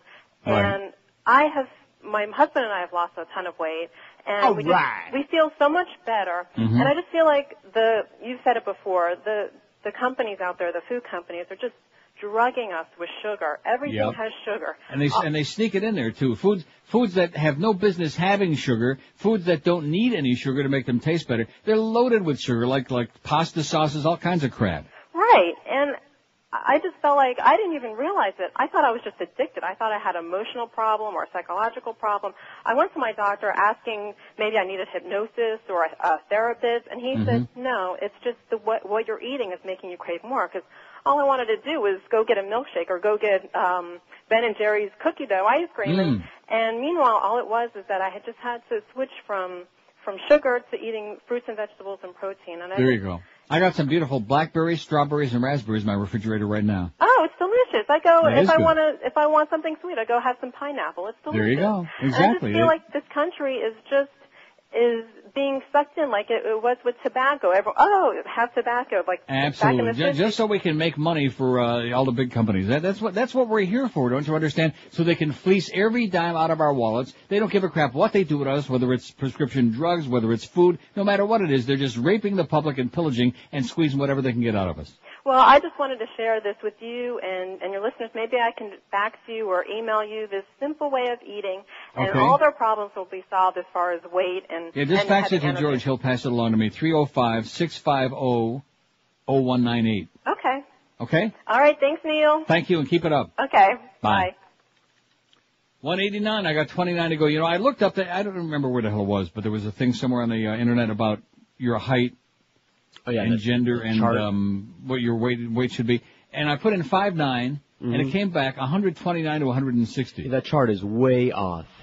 Everybody's up in arms about that chart. Yeah, now can you see me at 129 pounds? I look like I just left Auschwitz. I mean, 129. According to the chart, I should weigh negative. Well, don't you? Yeah. You're pretty negative. No, seriously, 129 to 160, all depending on your frame and your ass and I'm all of this other 150 at 5'6", and I'm like normal. You're how much? 150. Well, no, I don't get it, because I should really weigh about 160. Okay, and I'm 5'9". I tower over midgets like you and Maddie Bell. But no, seriously, 160 would be my ideal weight, and right now I'm 189. So it's not like It's not like there's no light at the end of the tunnel. That's 29 pounds away. Mm-hmm. And all of the weight I lost, again, since I came back here, even though it's only been 3 days. Well, also, plus the last few days I was there after I ate that 20 pounds of bacon. That kind of helped the situation. No, but anyway, forgetting about that for momentarily, although really when you do a lot of it does help on the scale eventually. Especially if you eat 20 pounds of bacon. Thank you very much, Howies, but don't ever do that to me again. That wasn't their fault, it was mine. It was yours. It was your fault. Mine? No, because you let me take that whole gigantic thing. I had nothing to do with it. You grabbed it your own damn self. You're damn right. And when I looked in that gigantic Howie's box, all I wanted was like one of those little tinfoil wrap thing that's got like 6-7 slices of bacon in it. Right. And instead, here's a box with my name on it. So like I said, it's Howie's fault. No, my name was on it. I know. It said Neil. That means you have to eat it. Here's about 7,000 slices of bacon, and they're all real fatty, just dripping with bacon grease. Delicious. I love bacon, boy. But I'm not making it no more. You're not making bacon? It's not good for you. It's bad. Yeah. Anything that's like fried like that, it's greasy. Oh my God, just tear your kishkis out. And I told you I don't want to get graphic, but wow, did I have a couple of days from that bacon. Although I will say this, with all the grease, everything just slides out, whether you want it to or not, you know? Just stand up. Uh-oh. Did I do that? So speaking of toilets. Yeah. No, I have a toilet problem in my house. I've talked about this before and never got no assistance from anybody. Because it's one thing to just be sloppy and to be careless and a moron and just, do your business and then just get up and walk away without flushing, which I did tell you also long ago about my Uncle Red, my father's brother, who was the red sheep of the family. And every now and then, being the ne'er-do-well, he would show up at our house when we lived in Rochester, and he would just hang out for a while because he was like a deadbeat. Okay. Nice guy, but a deadbeat. And so anyway, he, I guess, used to live out in the country a lot or whatever, or he just didn't think too much about flushing, Well, then he must not have thought much about wiping either. Oh, jeez, no wonder he smelled like that. I always, as a kid, wondered what that was. What's that smell? Oh, that's Uncle Red. It's getting kind of red. But at any rate, so that was my first exposure to that. But in my house, in my bathroom, the toilet is, maybe it's out in the acres. It's just not like real heavy duty. Oh, water pressure. Heavy duty water pressure. I see. I know where you're going. And so I'll do my thing. No, I just get tired of having to flush 3-4 times. Not every time, but many times, very often. Especially when you got that IBS, you got all those floaters in there, then it's really hard for it. There just isn't sufficient water pressure there. When in doubt, suck it down there. And when you get something. See, unlike you, I don't want to stand up and look at what I've left. I want it to be gone. I just want to sit there, reach back, flush the magic twanger, and that's it. It's not the water pressure because the pressure comes from your toilet tank. So you just need a different toilet. Well, thanks. Are you serious? That's what I was trying to say. Yeah. I wanted a different toilet. Oh, no, it's the water pressure. And that's only like if you're in a public restroom where they don't have a tank, where it's just coming straight out of the wall. Right. Do you know what I'm talking about? In your house, I do. The pressure and the flushability of a toilet, that's a selling point. When you go to the plumbing shows, because they do have them, that's a selling point for toilets is how fast they process and how well they process the matter. Yeah. See, I should have never done that again. The matter. My bad. Some toilets are better at processing matter than others. I see. Anyway, we're going to talk about toilets in the 1 to 2 hour. It's sure better than that crap we were playing last couple There's weeks. the matter and the splatter. I see. And does it matter where you splatter? 12:58 at 560 WQ. By now you've heard me talk for a long time about Laminates R Us and how laminated wood flooring from Laminates R Us is the easy, the smart, the low-maintenance alternative to very, very beautiful but expensive natural wood flooring. Laminates R Us is the best place to find laminated wood flooring from Peridor, Pergo, Wilson Art, Unifloor, and Quickstep. They've got all the top names all installed by Pergo certified installers. Here's another reason why you ought to be calling Laminates R Us. Their prices are so low, they'll floor you. Right now you can get their summer special for just $1,995. That is positively correct. Just $1,995 gets you up to 380 square feet of beautiful laminate wood flooring. It is positively too good to be true, but it is. And Laminates R Us will match any legitimate written offer, too. For a free in-home estimate, no obligation, call Laminates R Us toll-free and tell them that cranky old Neil told you to call 1-877-777-3336. What could be easier? They give you free carpet disposal, free furniture moving, a 25-year warranty, and years and eons of beautiful, easy care laminate wood flooring. Call Laminates R Us today toll-free, 1-877-777-3336. This is Scott Burrell. And when I'm up in Boca Chica slapping old women with painted lips around the pool, I listen to the Neil Rogers 1 to 2 hour. I listen to the Neil Rogers Fair and Balanced 1 to 2 hour. Whoa. Fox, from the director of Ambush Makeover, it's Ambush Proctologist. Surprise! Hey, what are you doing? Pucker up! What's going on? Hey, put my pants back on! Crack a smile! Whoa! Ambush Proctologist, a real pain in the ass. Hey, come back! You left your glove inside! Now, in case you missed the beginning of that bit, it went... New on Fox. See, that was it. Well, no, it was my bad. I had to pot down because I was diddling. And plus, we got kind of a little bit shorter breaks, and we're out of practice for the 1 to 2 hour. So it's good we started with like a technical screw-up on my part. Don't count. Practice. See, I admit when I screw up bad. See, unlike Scott there, Scott Jr., who's like, a Steelers fan, nobody's perfect. What? I know, I wouldn't admit it either. There are certain teams that if you're a fan would like saying the Cleveland Browns. Would anybody say that? No. Of course not. No Mo. I mean, I used to be like when there was really a real Cleveland Browns. Jimmy Brown. Bobby Mitchell. Fudge Brown. Milk Plum. Fudge Brown. Fudge Pack. 500. Here's somebody faxes, and this is a good point. I would agree with this. The flash mob thing may be silly. No, not maybe, it is. But the fact that they were going to arrest them is scary. Ashcroft would be proud. And that's right. I mean, it's harmless. It's stupid, but it's harmless. They're not like doing, as long as they're not interfering with anybody's business, right? Right. They're only there for a couple of minutes. They're just being assholes. See, I know that call me crazy, You're but I crazy. think that you're entitled to be an asshole if you want to be. As long as you don't dick with anybody's business or life, right? Right. I mean, whatever. Right. If you want to do silly crap, then go ahead and do silly. At least it keeps them off the streets, I mean, there probably is something to be said for this. Okay, let's hear about toilets. Wait. What? $500. Oh, that's not too bad. Not at all. For an hour and a half over there in No Speaking English Town in the Gables or Grove, wherever the hell wherever it is. Not great. So let's see, 500. So that's another 260 is 18,720. So if we could get another 280, which I doubt this hour, that would get us to 19,000 for the best of Neil for Abandoned Pet Rescue. A great cause and good stuff too. We didn't even have one out last year because Miguel was too lazy and so was George, and they're blaming each other. For whatever reason, and maybe I was too. I don't know. We didn't get around to it. It's right spilt there. milk. There's no use in arguing over spilt milk, but it's Miguel's fault. 18,720. So it's got 2 years worth of really great stuff on here. You notice, by the way, I played Zero before that Enrique bet. You want to know why I played it? Because you have it. Right. Excellent. And I can find it. It's not here. And you got the Mo Howard David keychain, which you have there. I can't play anything from it because I don't have one. See, I didn't bring either keychain up here. You want to know why? There you go. The reason I didn't bring it, because I figured, going through customs, it's probably not a good idea to have any kind of a device that's got like a button on it. You know what I'm saying? And like a battery. A battery and a button. Not a good combination on a plane. So I figured you can play it there. It'll be something useful to do. Okay, that's enough, I think.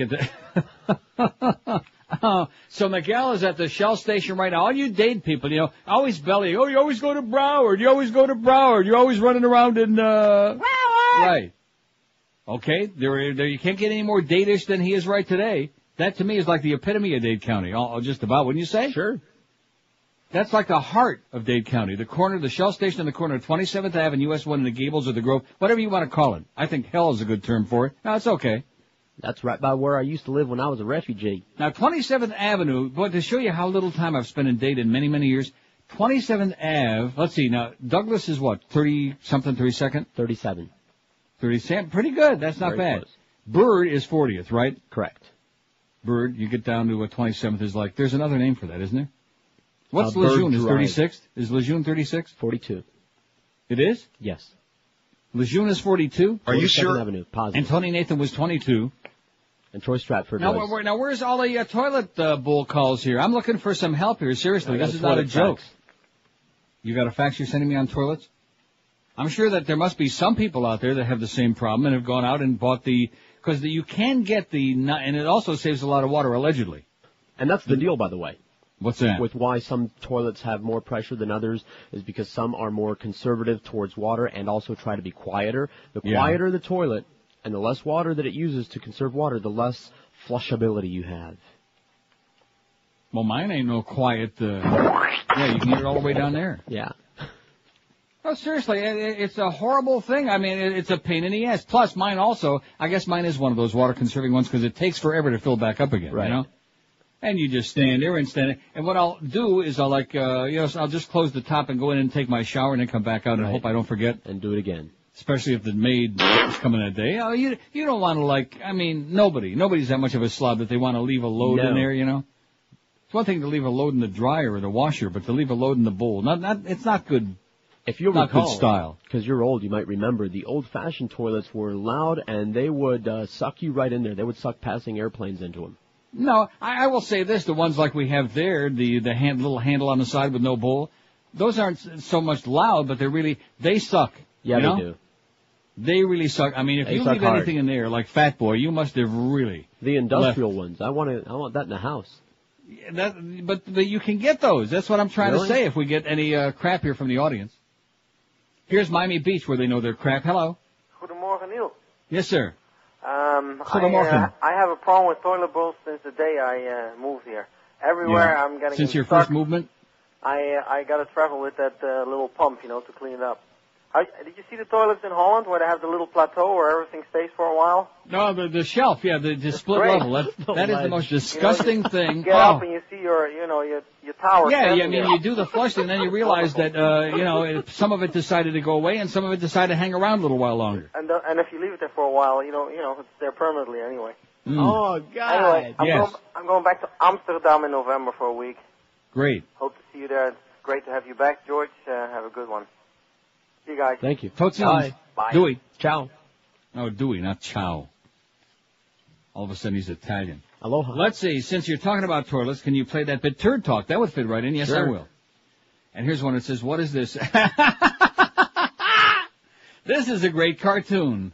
Mm-hmm. It's a picture of looking through the rear window of a South Florida car, and there are the hands. You don't see any body, just the hands reaching up on the top of the steering wheel, and there is the antenna with a little flower on the antenna.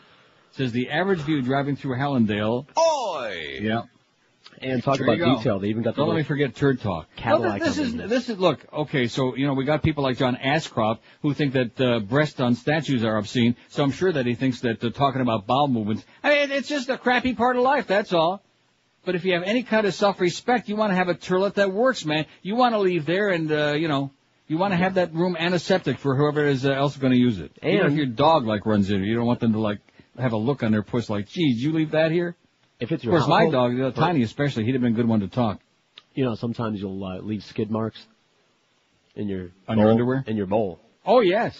I want a toilet with enough suction that one flush will even suck those out of there. No, that's a good point. There are times when you have to flush again, especially if like here on the day when my maid is coming. Mm-hmm. No, I don't want to be known as. It's one thing to be a potty mouth. That don't bother me. I don't want to be a potty messer. Yeah. I want people to think that when I go, it's like antiseptic, Right. man. It's as clean as like you in don't a vacuum. That man don't poop in here. Oh, if they only knew. Here's Miami. Hello. Neil. Miami. Yes, sir. Hey, it's George. Hey, George. Hey, basically on toilets, they passed a law a few years ago where they made it use 1.5 gallons instead of 3, and that's your big problem. But the other thing you need to do is go to Home Depot, and they have Eckler's has a power flush toilet, uses compressed air. Yeah, baby. One flush does it all. Woo. Now you're talking. Now we are talking, man. Just sucks that thing down. In fact, if you're down in there, you never see him no mo. If we put Mo's piece in there, we probably wouldn't see it no mo. Okay, pal, thanks. I think he just got sucked down into the toilet. The power flush. Is he serious? I think so. Why would he make a thing like that up? No, but I mean, I wouldn't be able to install. You have to get a plumber. You know what I mean? I'm going to start installing toilets. It's one thing for me to flush away for other people what they've left behind. I'm not going to start being I don't want to get that much into it, so to speak. I don't want to get that deeply into it. I'm sure they have that. If they have the bidet-matic, they must have the power. Here's a flush. call from the Redlands. It's Toilet Talk. It says, hello. Hello.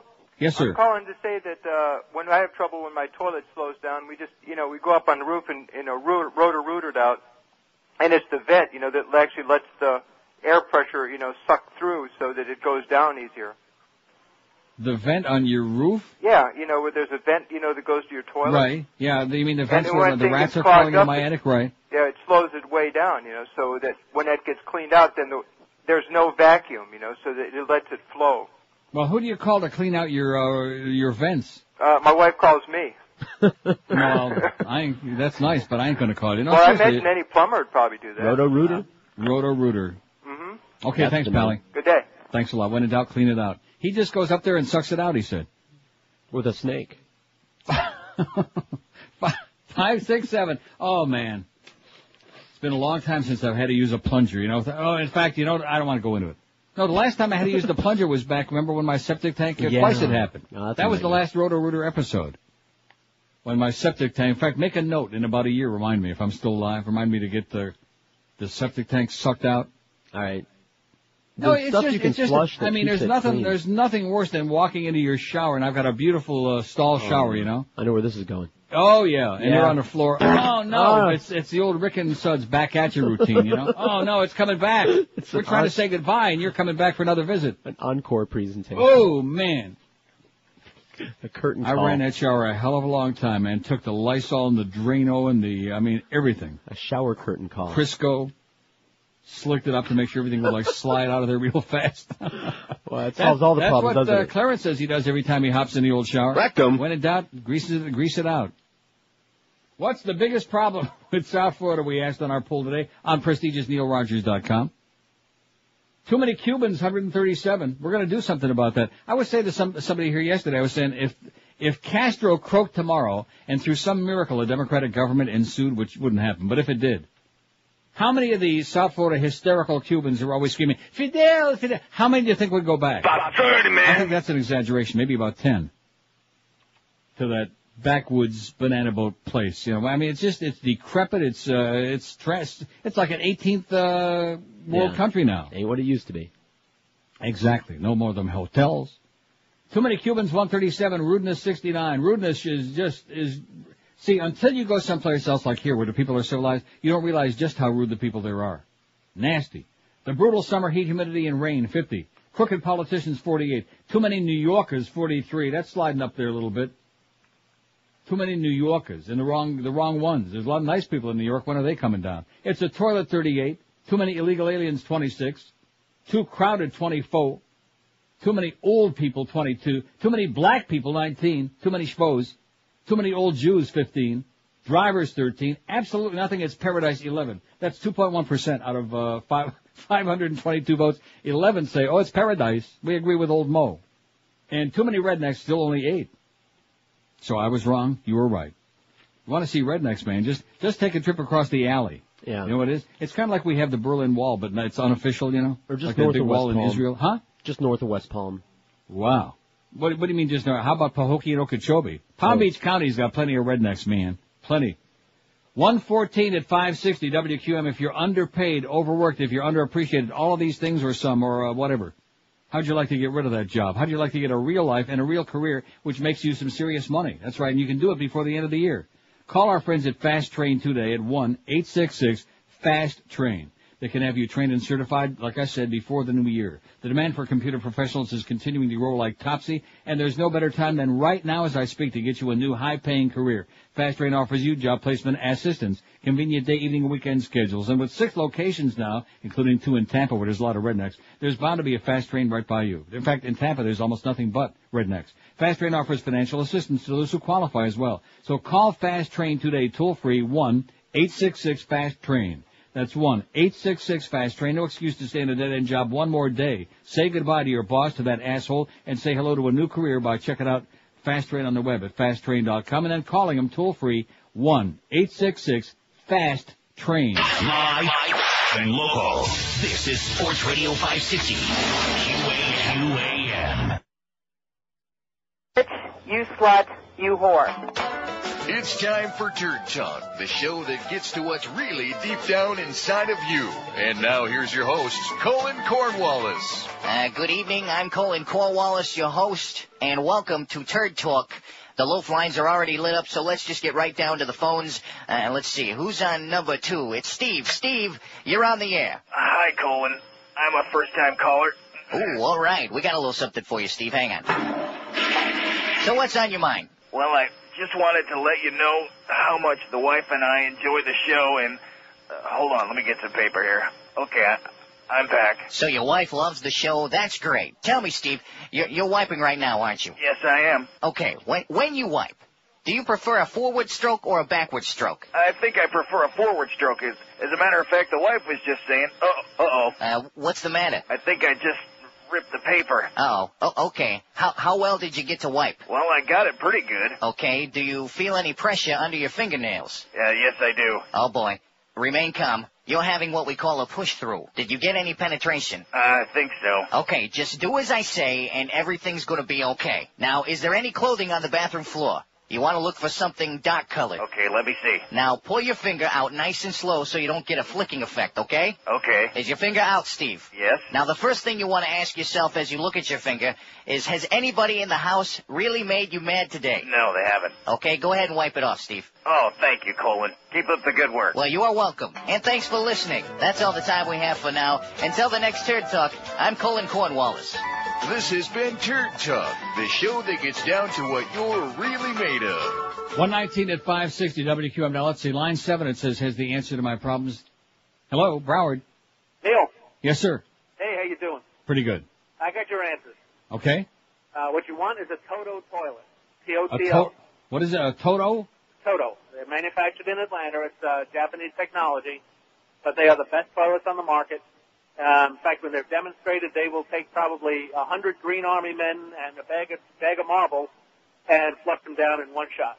All right. Excellent. It's TOTO, TOTO? TOTO. It's not a cheap item, but it's excellent. And what they do, they use a little bit of head pressure. They'll put in extra water in the tank. Oh, I like that head pressure. Yeah, and I figured you might. Uh-huh. And they'll only take 1.6 gallons of water on the flush, but the extra water in the tank, they'll create some head pressure and push everything out nice and clean. All right. Thanks a lot, Pally. Okay, you have a good day. You too. See ya. How about a TOTO? I'm searching for it. You and Judy Garland. Yeah. Don't you remember that that was heavily featured in The Wizard of Oz? Oh, no. The TOTO toilet. Oh. Hey, listen, I'm serious about this. I don't ever want to have to go through that again. I'm going to have it done while I'm away. I don't ever want to have to go through that 2 and a 3. It's like Lawrence Welk, and a 1 and a 2 and a 3. How many damn times can you flush before you get rid of all of it? About 30, man. No way. Gee, and plus it's a time waster, you know, when you got a bowl that takes so long to fill back up again.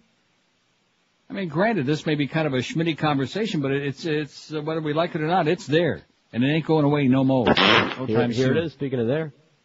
Here's Margaret, another happy, it says happy power flush customer. Hello? Hi, Colin. Yes, sir. How you doing? Spastic. As in Yeah, spastic me too. colon. I just put one in yesterday. Yeah.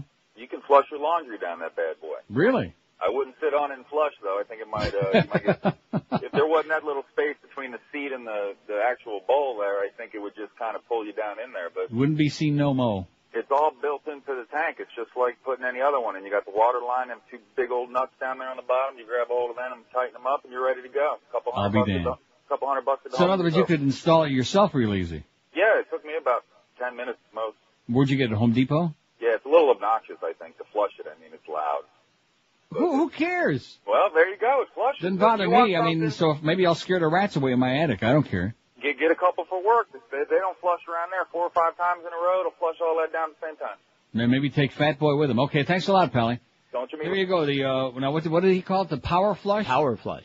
I'm writing these down. I got the TOTO toilet and the old Power Flush. You ought to know, because I just, did a search for TOTO toilet, and Yeah. there's a world of toilets you didn't know existed out there. Wow. So you need to go online and just and do a little bit of research. It sounds like it's right off my rectum. alley. Yeah. I mean, there's some designs. But I don't think I'm going to be installing it myself. Plus, I'm not going to be there anyway. I'll have my handyman. I have Izzy. How you doing, Izzy? There you Hope go. Izzy's okay. He had a little thing. Izzy, okay? He had a little thing. He's okay. But I'll have him install it. He won't rip me off too bad. Anyway, regarding the fascinating topic of toilets, says this faxer here, Josh. When I was in Israel, I noticed the toilet tanks were positioned well above the actual toilet, about 5 to 6 feet off the ground. Now, when you flush one of these porcelain beauties, you actually had to move your feet out of the way because the force at which the water came crashing into the bowl would always splash a little over the side. I always wondered why they put the tanks up so high, and I could only come up with 3 hypothetical conclusions. 1, water pressure in Israel sucks. 2, Jewish people are really full of Schmidt. Yes, I'm Jewish, he says. 3, no toilet plungers in Israel or you can't use them on the Sabbath. That's a possibility, you know? Oi! It says that in the Koran. You know? Yeah, well, I mean, they're trying to, like, you know, suck up a little bit. You don't have to play comedy bits with the type of material pouring out of the fax machine, says Josh. Also, a possible Easter egg on the Best of Neil CD. On the Fox News Heather song, right after it says flapping her lips like Ann Coulter's roast beef, you could hear a queef noise. I've never noticed it before listening to QM's crappy signal. Thank you, Josh. I'm going to listen to that very carefully over and over again. The unexpurgated version once the show is over. That is a part of the song that's there, but there is an Easter egg on there. There is? Yeah. Are you serious? I'm serious. Well, how the hell are we supposed to find it? You're the same way you find the regular Easter egg. You're just supposed to come across it. No, you're not. That's not how you find the regular Easter eggs. You go online and you look under movies and Easter, that crap. You're going to stumble onto that? Yeah. Like the movies? You will. All you have to do is put the CD in and let it play all the way through. And you'll stumble right over it. Yeah. Okay. 5670560. It's Toilet Talk on a Tuesday, which is, appropriate right after Labor Day. Pound 560 on the AT&T and Verizon wireless line. Here's Miami Lakes. Hello. Esa negrita que está caminando y no me la está chupando. Bravo. Oh my God, we got all your people worked up today into a frenzy, man.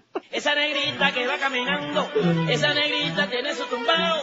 Y cuando la gente la va mirando, ella baila de lado, bien apretado, apretado, apretado. La negra tiene tumbao. Azúcar, azúcar. Sweet. 124 at 560 WQAM, 56705. So in other words, what do I look under? I do a search for what? Toilets? I just put TOTO Toilet Talk? toilet in there, and I got Potty Mouth? TOTO, and I got a lot of other plumbing distributors that have varieties, all these different varieties of toilets for you. I'll be damned. Boy, what a pleasure that would be. How that would improve the quality of my life tenfold. Here's a call from, I'm on the wrong line. Here's Miami. Hello. Neil, good afternoon. Yes, sir. Hey, just beware. If you happen to buy one of those, I almost lost my taint. You almost lost his what? Taint. Taint. Yeah. I see. 5670560, pound 560 on the AT&T and Verizon wireless line. Rectum. How sad. Here's a call from beautiful Sunrise. Hello. Sunrise. I Gone? don't see nothing pushed. Long gone. What do you mean nothing pushed? I pushed 5. Oh, long gone. Long gone. Here's another toilet call from Miami. Hello. Miami, buenos dias. Yeah, how you doing? Okay. You don't need all that stuff. In the back of the tank, or inside the tank, you have something called a ball cock. Yes. And what happens is it's not filling up the tank far enough. I've changed that thing. My mother's always leaving me those things. I've changed that ball cock more times than you can say it. There's an adjustment on it as to how much water you can allow into the tank itself. How do you do that? It depends on the ball cock. Well, why is George, George is like laughing hysterically like a little school child just because you keep saying ball cock. Yes. Well, that's what it is. I know. I've changed many. Well, how do you adjust it? You take the ball in your hand. Shut up, George. This is important stuff. It's on the directions. When you buy twist it should tell you how to adjust it properly. Okay, well, as soon as I get home, I'm going to go out and get a new ball cock. I don't know why you find somebody must have put a feather up your ass. Maybe Clarence on it. Clarence must be standing right close on your ass or something. Then you rub your hands up and Maybe down the beast turned him down this morning. So you just I don't believe that. I don't think that's true at all. No, that's just too simplified. It just isn't sucking hard enough. And believe me, I know when you don't suck hard enough, you don't get the job done. Okay, so that's the problem, man. When in doubt, send that stuff out. Get rid of it. Send it on a long vacation somewhere. Send it to some 10th world. Send it to Costa Rica, okay? Now they got the beautiful rainforest. Send it to like Nicaragua. Wouldn't that be a good place for it? Sure, okay. Or Guatemala. 127 at 560 Nicaragua. That's right. Sorry about that, all you professional Julios on the air down there, all you Jews casters. If you need to sell your home fast, Fast Cash Home Buyers buys houses fast, hassle-free. Fast Cash Home Buyers buys houses in any condition, any location, for any reason. Do you need to sell your house fast? Maybe your house needs a new roof, flooring, or any other repairs, or maybe a new toilet. Don't throw money away on costly repairs. Stop and call Rod today at 1-866-785-FAST for a no-obligation, hassle-free offer. At Fast Cash Home Buyers, they can help you solve those house problems.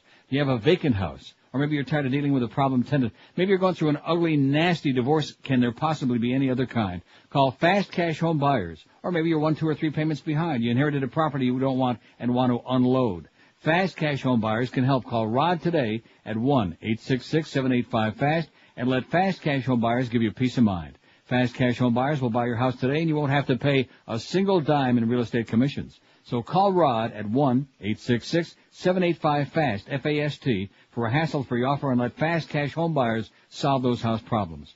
1-866-785-FAST. Live and local. This is Sports Radio 560. QAM. I urge everyone to complain to this station. Coming up tonight on Inside the Behind, the true Hollywood celebrity music biography profile story. They were already famous in their native Bahamas, but that didn't stop America from destroying their credibility by playing the living shit out of their song. They were Baha Men.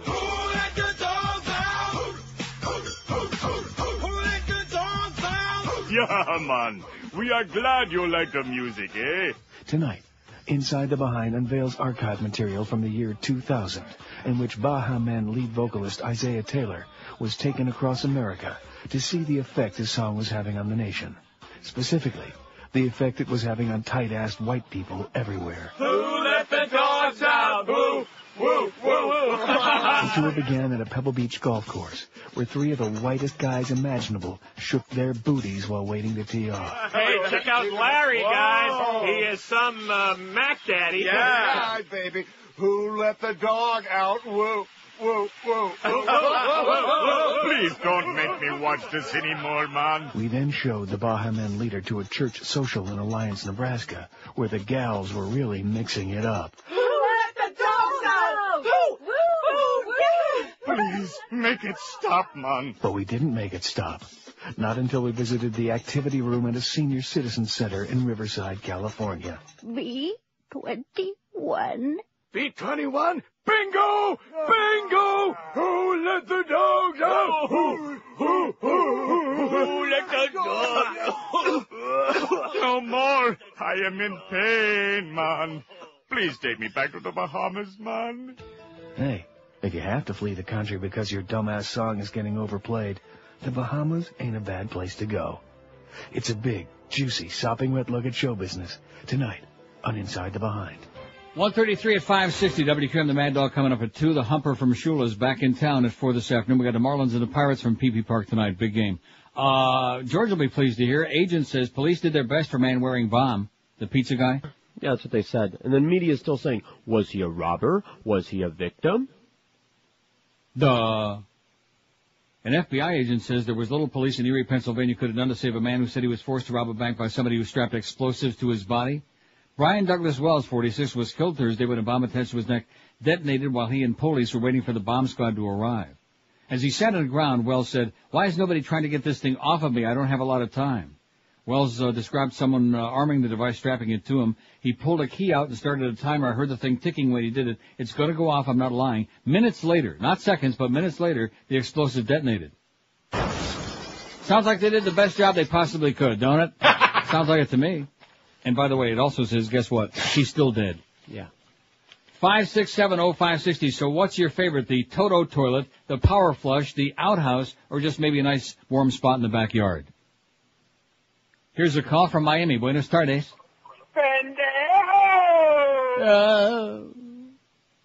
Here's, what is it? A lady in Florida. So a lady in Florida, a female in Florida. Hello. Oh, hi. I think this... Hello? Hi? Yes, ma'am. Where are you calling from? From a crazy place in Florida.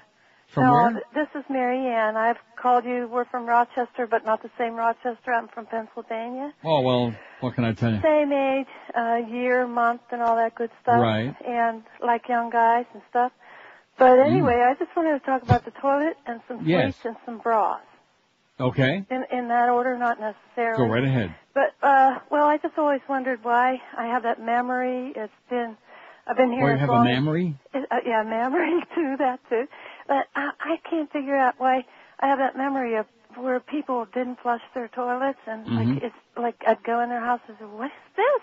Yeah. And like I would hold that I can against tell you them. what it is. In fact, this is the word. The letters are just arranged differently in this. It's got the right 4 letters. I mean, I have that memory and I can't get rid of it, and I'm so Yeah. glad you're talking about it. But let me just hurry up and tell you Go right ahead. about some sweets. Like, you like blueberries? Well, I discovered, like a couple months ago, to buy frozen blueberries and put Splenda on them, and it's like eating a popsicle. Put what on them? Splenda?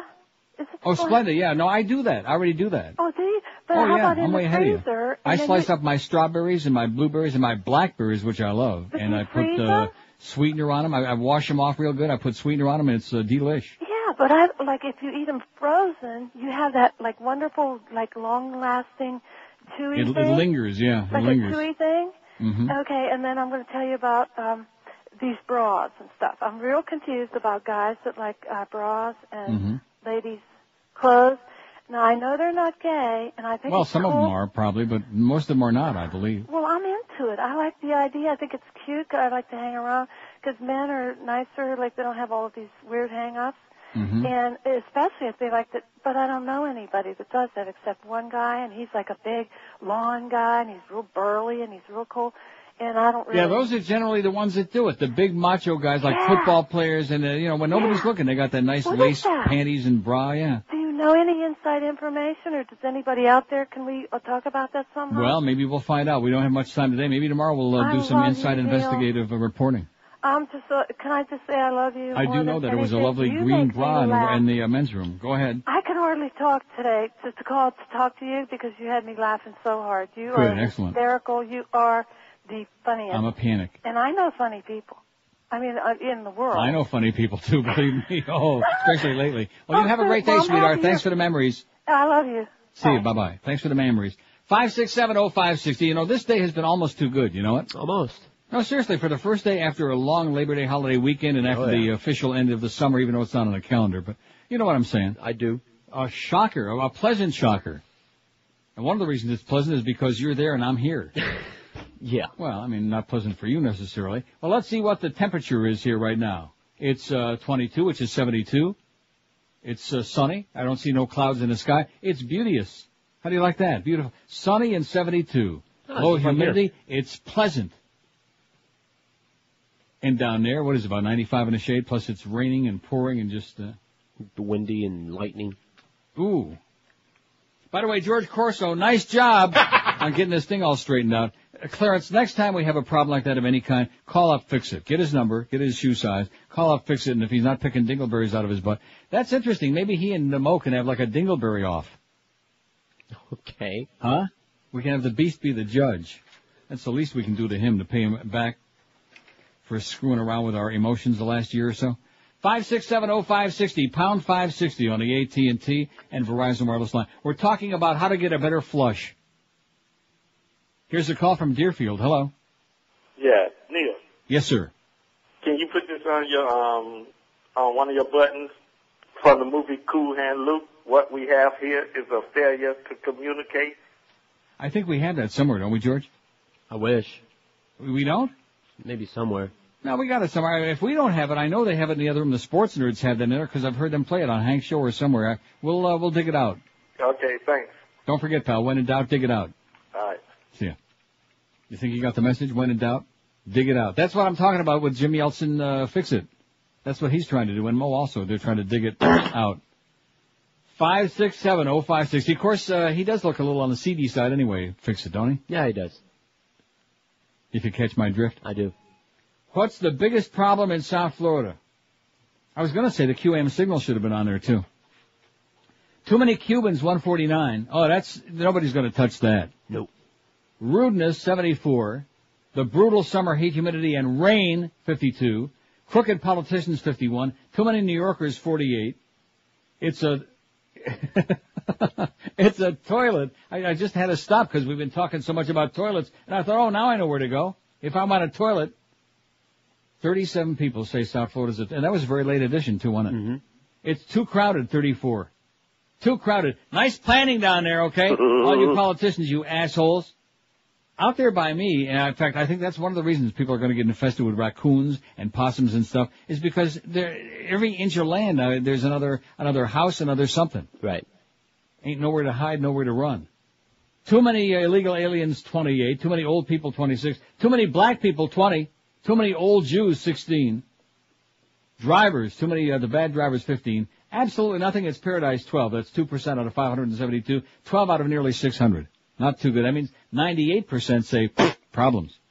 And too many rednecks, still only 8. You know how long how many hours it's been? Only about 8? About 30, man. Here's a fax from Jay who says, I'm leaving Friday for Buffalo.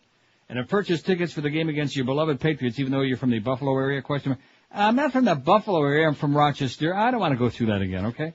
Like I have to explain why I'm a fan of whatever team. Okay, well, what is that? I was wondering if you're going to make the short trip from Toronto to Orchard Park to see them lose. No. No, see the Bills lose? No, they'll get their ass kicked again like we did twice last year. I'm especially excited about the Tim Horton peanut donut and sub from John and Mary's. Can you play the Buffalo Bills fight song? I actually might. Says, thanks, Jay. I'm happy you got out. We all don't have the finances to do the same. Well, I do. Well, I'm giving him a little shot just because he gave me a shot for being a Patriots fan, okay? And I became a Patriots fan before Tom Brady arrived on the scene, okay? Bledsoe was a quarterback. I became a Patriots fan because they were exciting, and the Dolphins are boring and frustrating, and the fans, generally speaking, are a bunch of assholes. In fact, all the South Florida sports fans, a very big percentage. I mean, there's a few that are like real sports fans. About 30, man. That understand the games, that are really like loyal fans, and the rest of them are like a bunch of morons, don't even understand the games. And what are the Panthers going to do without big number 8 this year, huh? Ho-ho. What are they going to be rooting for? Can we think of anything? No. I guess maybe for the end of the game. And maybe some of them freak crap and drop it in between periods when they have the little, that little blimp that goes by, dropping on them freebies, and little kids are like killing each other and jumping and falling over the adults and practically killing you in the aisle for like a stupid t-shirt or some crap. I have a good idea. What I'm going to do in the hockey games is like take a sack of, athletic, like t-shirts. All right. Say, all you assholes, just sit down. I'll throw you a t-shirt from like 10 feet away. Just sit down. Don't kill us up here. That's all. Cut the crap. Oh, but it's free. In fact, the most embarrassing thing was when, between periods, one time I saw Rimmer in the crowd reaching for one of those damn t-shirts. 142 at 560 WQM. Hey, I'll tell you one thing. Summer's over. No more barbecues. No. It says 9/2/2002. Troy, we love you, number 23. But get serious. Anyway, if you want to lose weight like the Beast is doing, and many, many, many others too, I should point out, Balance for Life could be the answer. Because, especially for people who don't have a lot of time to go shopping, and you certainly don't want to be counting calories. Forget about that. How can you even be accurate on that, right? Or even if you check the label and you're doing the carbs thing, it's a pain in the ass. That's why it's so easy with Balance for Life, because they do all day fingering and figuring for you. They deliver right to your doorstep at work or home, wherever you want them to deliver. 3 gourmet meals and 2 delicious snacks in a little black sack. And in your sack, there's plenty of food to keep you satisfied. Don't get panicky and think this is like one of those other weight programs where they give you enough for a pigeon. They give you plenty of delicious fresh food with the best ingredients, nothing frozen, no additives, no crap. All you do is fill out your menu once a week. You have 2 choices for each meal every day that you're on the program, and that's it. And like magic, there's the sack at your door every morning, and the weight just pours off your body. So if you're frustrated trying to lose weight a zillion other ways, here could be the answer you've been searching for a long time. Let Balance for Life take care of all those problems. If you're out of shape, lethargic, diabetic, or on the verge, call Balance for Life today. 954-568-3229. Mention the Beast name and they'll fall over laughing. That's 954-568-3229. You'll start seeing results on that scale in no time at all. Or check them on the web at balanceforlife.com. Live and local. This is 560. The radio's all yours now. QAM. Well, Buffalo has a football team, the greatest in the land. And everybody thinks they're great, because they really are. The Buffalo Bills are the number 1. See what I mean? So just sing along. When you say Miami, when you say Buffalo, Super Bowl, and hear the Buffalo Bills, Buffalo Bills, they're the greatest team in the history of the human race. They're the Buffalo Bills, they're the greatest thing since sliced bread and canned beer. Yeah, there you go. And you jazz up that redneck stuff. You listen to that banjo. Holy sweet God, listen to that. When you say Buffalo Bills, it don't sound so rednecky, do it? Everybody sing along now. All you Bill fans, here we go. Well, the Buffalo Bills are the best team. They have the best record over the last 5 years. And they went to the Super Bowl 4 times, which is more than I can say for this scum-sucking fish. And they're the greatest, because I really like their uniforms. They sure as hell beat the heck out of having a fish on the helmet, because they're the Buffalo Bills. The best football team, what I ever seen in the history of my life. They are the Buffalo Bills. The Buffalo Bills. The home of Jim Kelly, the greatest quarterback in the league. Yeah, everybody, the Buffalo Bills. They're the Buffalo Bills. And they've been around longer than the stinking rotten fish. Well, they're the Buffalo Bills. Buffalo Bills. What would you rather have as a pet, a buffalo or a fish? 148 at 560. Prediction, by the way, the Bills will suck again this year. Here's a fact from Zolly, who's a gay man, who says, today's show is great. Bowel movements and toilet talk. That's great stuff. Also, guys who dress and drag are more common than you think. I believe that. A lot of straight guys secretly like to dress and feel like a woman. Inside scoop, by the way, I really hate queenie fags, too. I like men and want to be with a real man, not a man that acts like a woman. How do you like that? Says Zoli in North Miami, who's a real screamer. I mean, a real man's man. 5670560, pound 560 in the end of the universe. Here's a call from Kendall. Hello. Neil. Yes, sir. How are you? Pretty good. Just before the break, just after your break, they put on a commercial with Goldie doing some spot for somebody who I don't know who it was. Yeah. But how does anybody hire this guy to do a spot for him? Because as soon as I hear his voice, I turn it off. Yeah. I mean, I can't listen to him in the morning. Well, you must have come back, though, after the spot, thank goodness. Yeah, but I mean, as an advertiser, why would anybody hire this guy to do a spot? I do remember you bring back vivid, horrible memories of the first day we were on the air at QAM down on the second floor in that building, and I heard him doing a spot for a restaurant that is now, coincidentally, out of business. And I thought to myself, is this serious? Is this like a real spot? I mean, are they really paying for somebody with this voice? I mean, I don't want to not guilty, but I will anyway. I mean, I don't know the answer to your question. And he is a I'm nice sure guy, he's a real sometimes. nice guy. But Plus, as he far has as the his burden of voice having to work goes, with I Mo. He's can't under listen stress. to him. Yeah. And somebody to hire him to do a spot, I don't understand It's an excellent question. I'll investigate it and see if I can Yeah. get you an answer. Okay. Don't you think that's a good question that he's asking? What? I'm sorry, I didn't hear Oh, anything. no, I know. Just pretend you didn't hear a damn thing. No, I understand. Just pretend you weren't listening. I like Dick a lot. Okay, well, that's fine. What's it got to do with us? 5670560, pound 560 on the... Now, how did Miguel wind up there? Is he gone? He's gone in 500. Well, what do you mean he's gone at 500? We had 500 an hour ago. And he left. See, I love Miguel, you know that, but this is not a good deal. Because unless we give a time that he plans on being there, it's okay if he, arrives. That's a good point. But there has to be a departure time because people are going to not go to wherever the hell he is. They're not going to drive for 20 minutes. I mean, how many people are living within a close distance of where he was? About 30, man. That's it. They're all a bunch of businesses. It's a commercial district. Yes. So, people aren't going to get in their car and go there unless he gives some idea of how long he's going to be there. And then if it's dead, we can always say, well, Miguel just left. But just to get up and leave, maybe there was some hot couple that came in. He wanted to go chase them and do them in the alleyway. I don't know. Maybe. Couple of somethings. 56705. So we got $500. That's, I don't know. It's not that impressive, but it's the Gables. So we got 18,720. And here I was thinking we can go over 19 today, but we won't. That's okay. Tomorrow he'll be in a more logistically acceptable place. Right? Sure. Here's a call from North Miami Beach. Hello.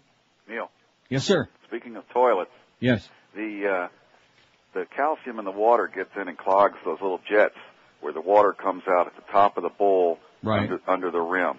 And maybe every few years you have to go in there and have somebody clean those so that that's where the water shoots down. Someone has to clean out your jets? You have to clean out your jets. Oh, yeah. The answer is right in the rim. Right in the rim. Okay. Thanks, pal. Okay. Maybe I'll have Rimmer come over and clean out my toilet. Hey, and I did tell you, didn't I? Told you the exciting news when I was there about he actually paid me that $13 from that lottery ticket? Yeah.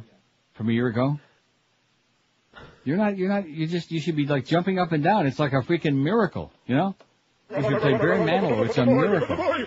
I mean, he wasn't too magnanimous about it. I mean, he reached in there and after the 4 moths flew out, it was, kind of touch and go. 152 at 560 WQM, the Mad Dog, the amazing Jim Mandich coming along at 2. We're back to normal, folks. You notice no comedy, but I mean, not the whole hour, except on Wednesday. We're never going to drop that, the hump hour. No, man. I love the hump hour. In fact, sometimes a couple of hours ain't bad. When you got up this morning and took a deep breath, what were you inhaling? What were you breathing? If you're sick and tired of the schmutz, the mold spores, the dust particles, and all the other crap in your ear, if you have a mold problem, call this number, 1-866-542-4995. That's the number 4, Clean Air Restoration. These guys really know how to get your air clean. If you have respiratory problems or allergies, call 1-866-542-4995 right now. You spend hundreds of thousands of dollars on your home, but not a dime to ensure that the air you're breathing is clean. Doesn't make too much sense to me. The air filter system on your air conditioning system is there to protect the AC coils. It's not there to filter the air that you breathe, and it doesn't. Their HEPA filter air handling system take out almost all airborne particulate, including mold spores that can potentially produce mycotoxins, animal dander, dust mites, insecticide dust, yeast cells, skin flakes, building material dust, all of that schmutz. Clean Air Restoration is licensed and insured. Their employees have been in the business for over 25 years.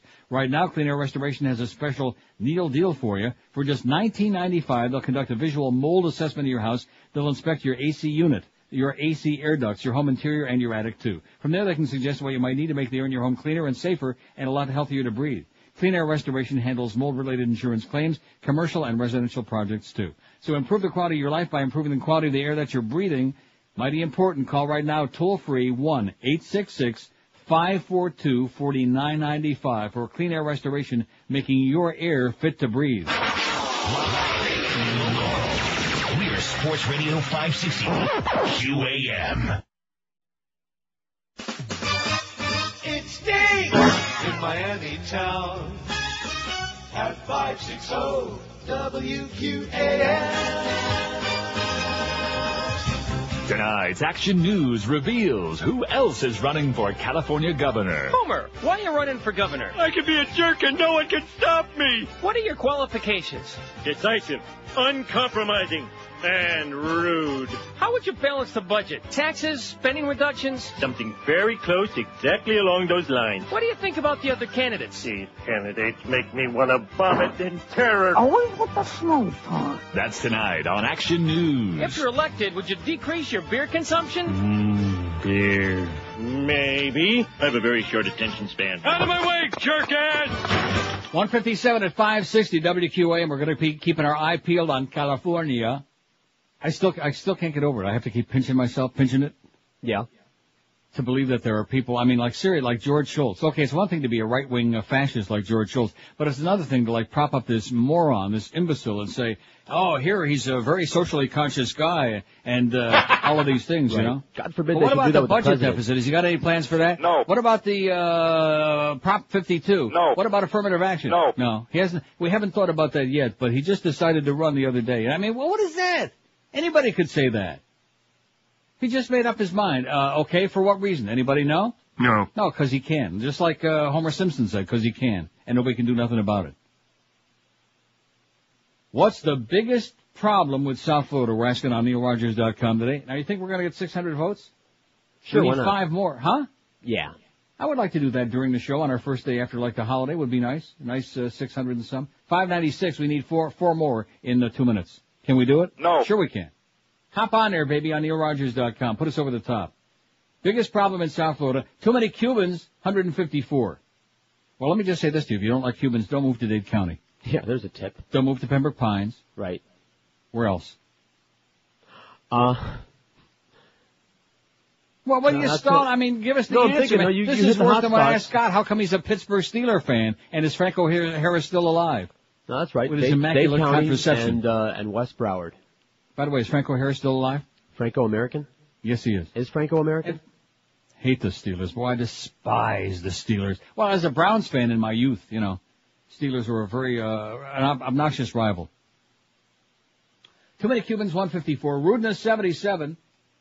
Crooked politicians, 55. Brutal summer heat, humidity, rain, all these things, 52. Too many New Yorkers, 51. Too crowded, 38. Too damn crowded, man. It's a toilet, 37. Too many illegal aliens, 31. Well, if it's a toilet, just go outside and squat. Sounds good to me. Too many old people, 28. Too many black people, 20. Too many schmoes. Drivers, 17. Too many old Jews, 16. Absolutely nothing. It's Paradise, 12, 2%. 12 out of 596. Oh, by the way, we didn't make our 600 yet. What do you got? I'm not leaving it. 596. Just reload it. It'll be there. I'm reloading it. I'm not leaving it until we get 600 or more, or 603. And too many rednecks, only 8. 8. No redneck coming up next. We got the sophisticated Jim Mandich from, what's the name of that place? Michigan. Solon, Ohio. Get out of here, man. Solon pick Joe Marsh Jr. Bye. The Neil Rogers Show on 560 WQAM, Miami, Fort Lauderdale. Neil Rogers is my lover.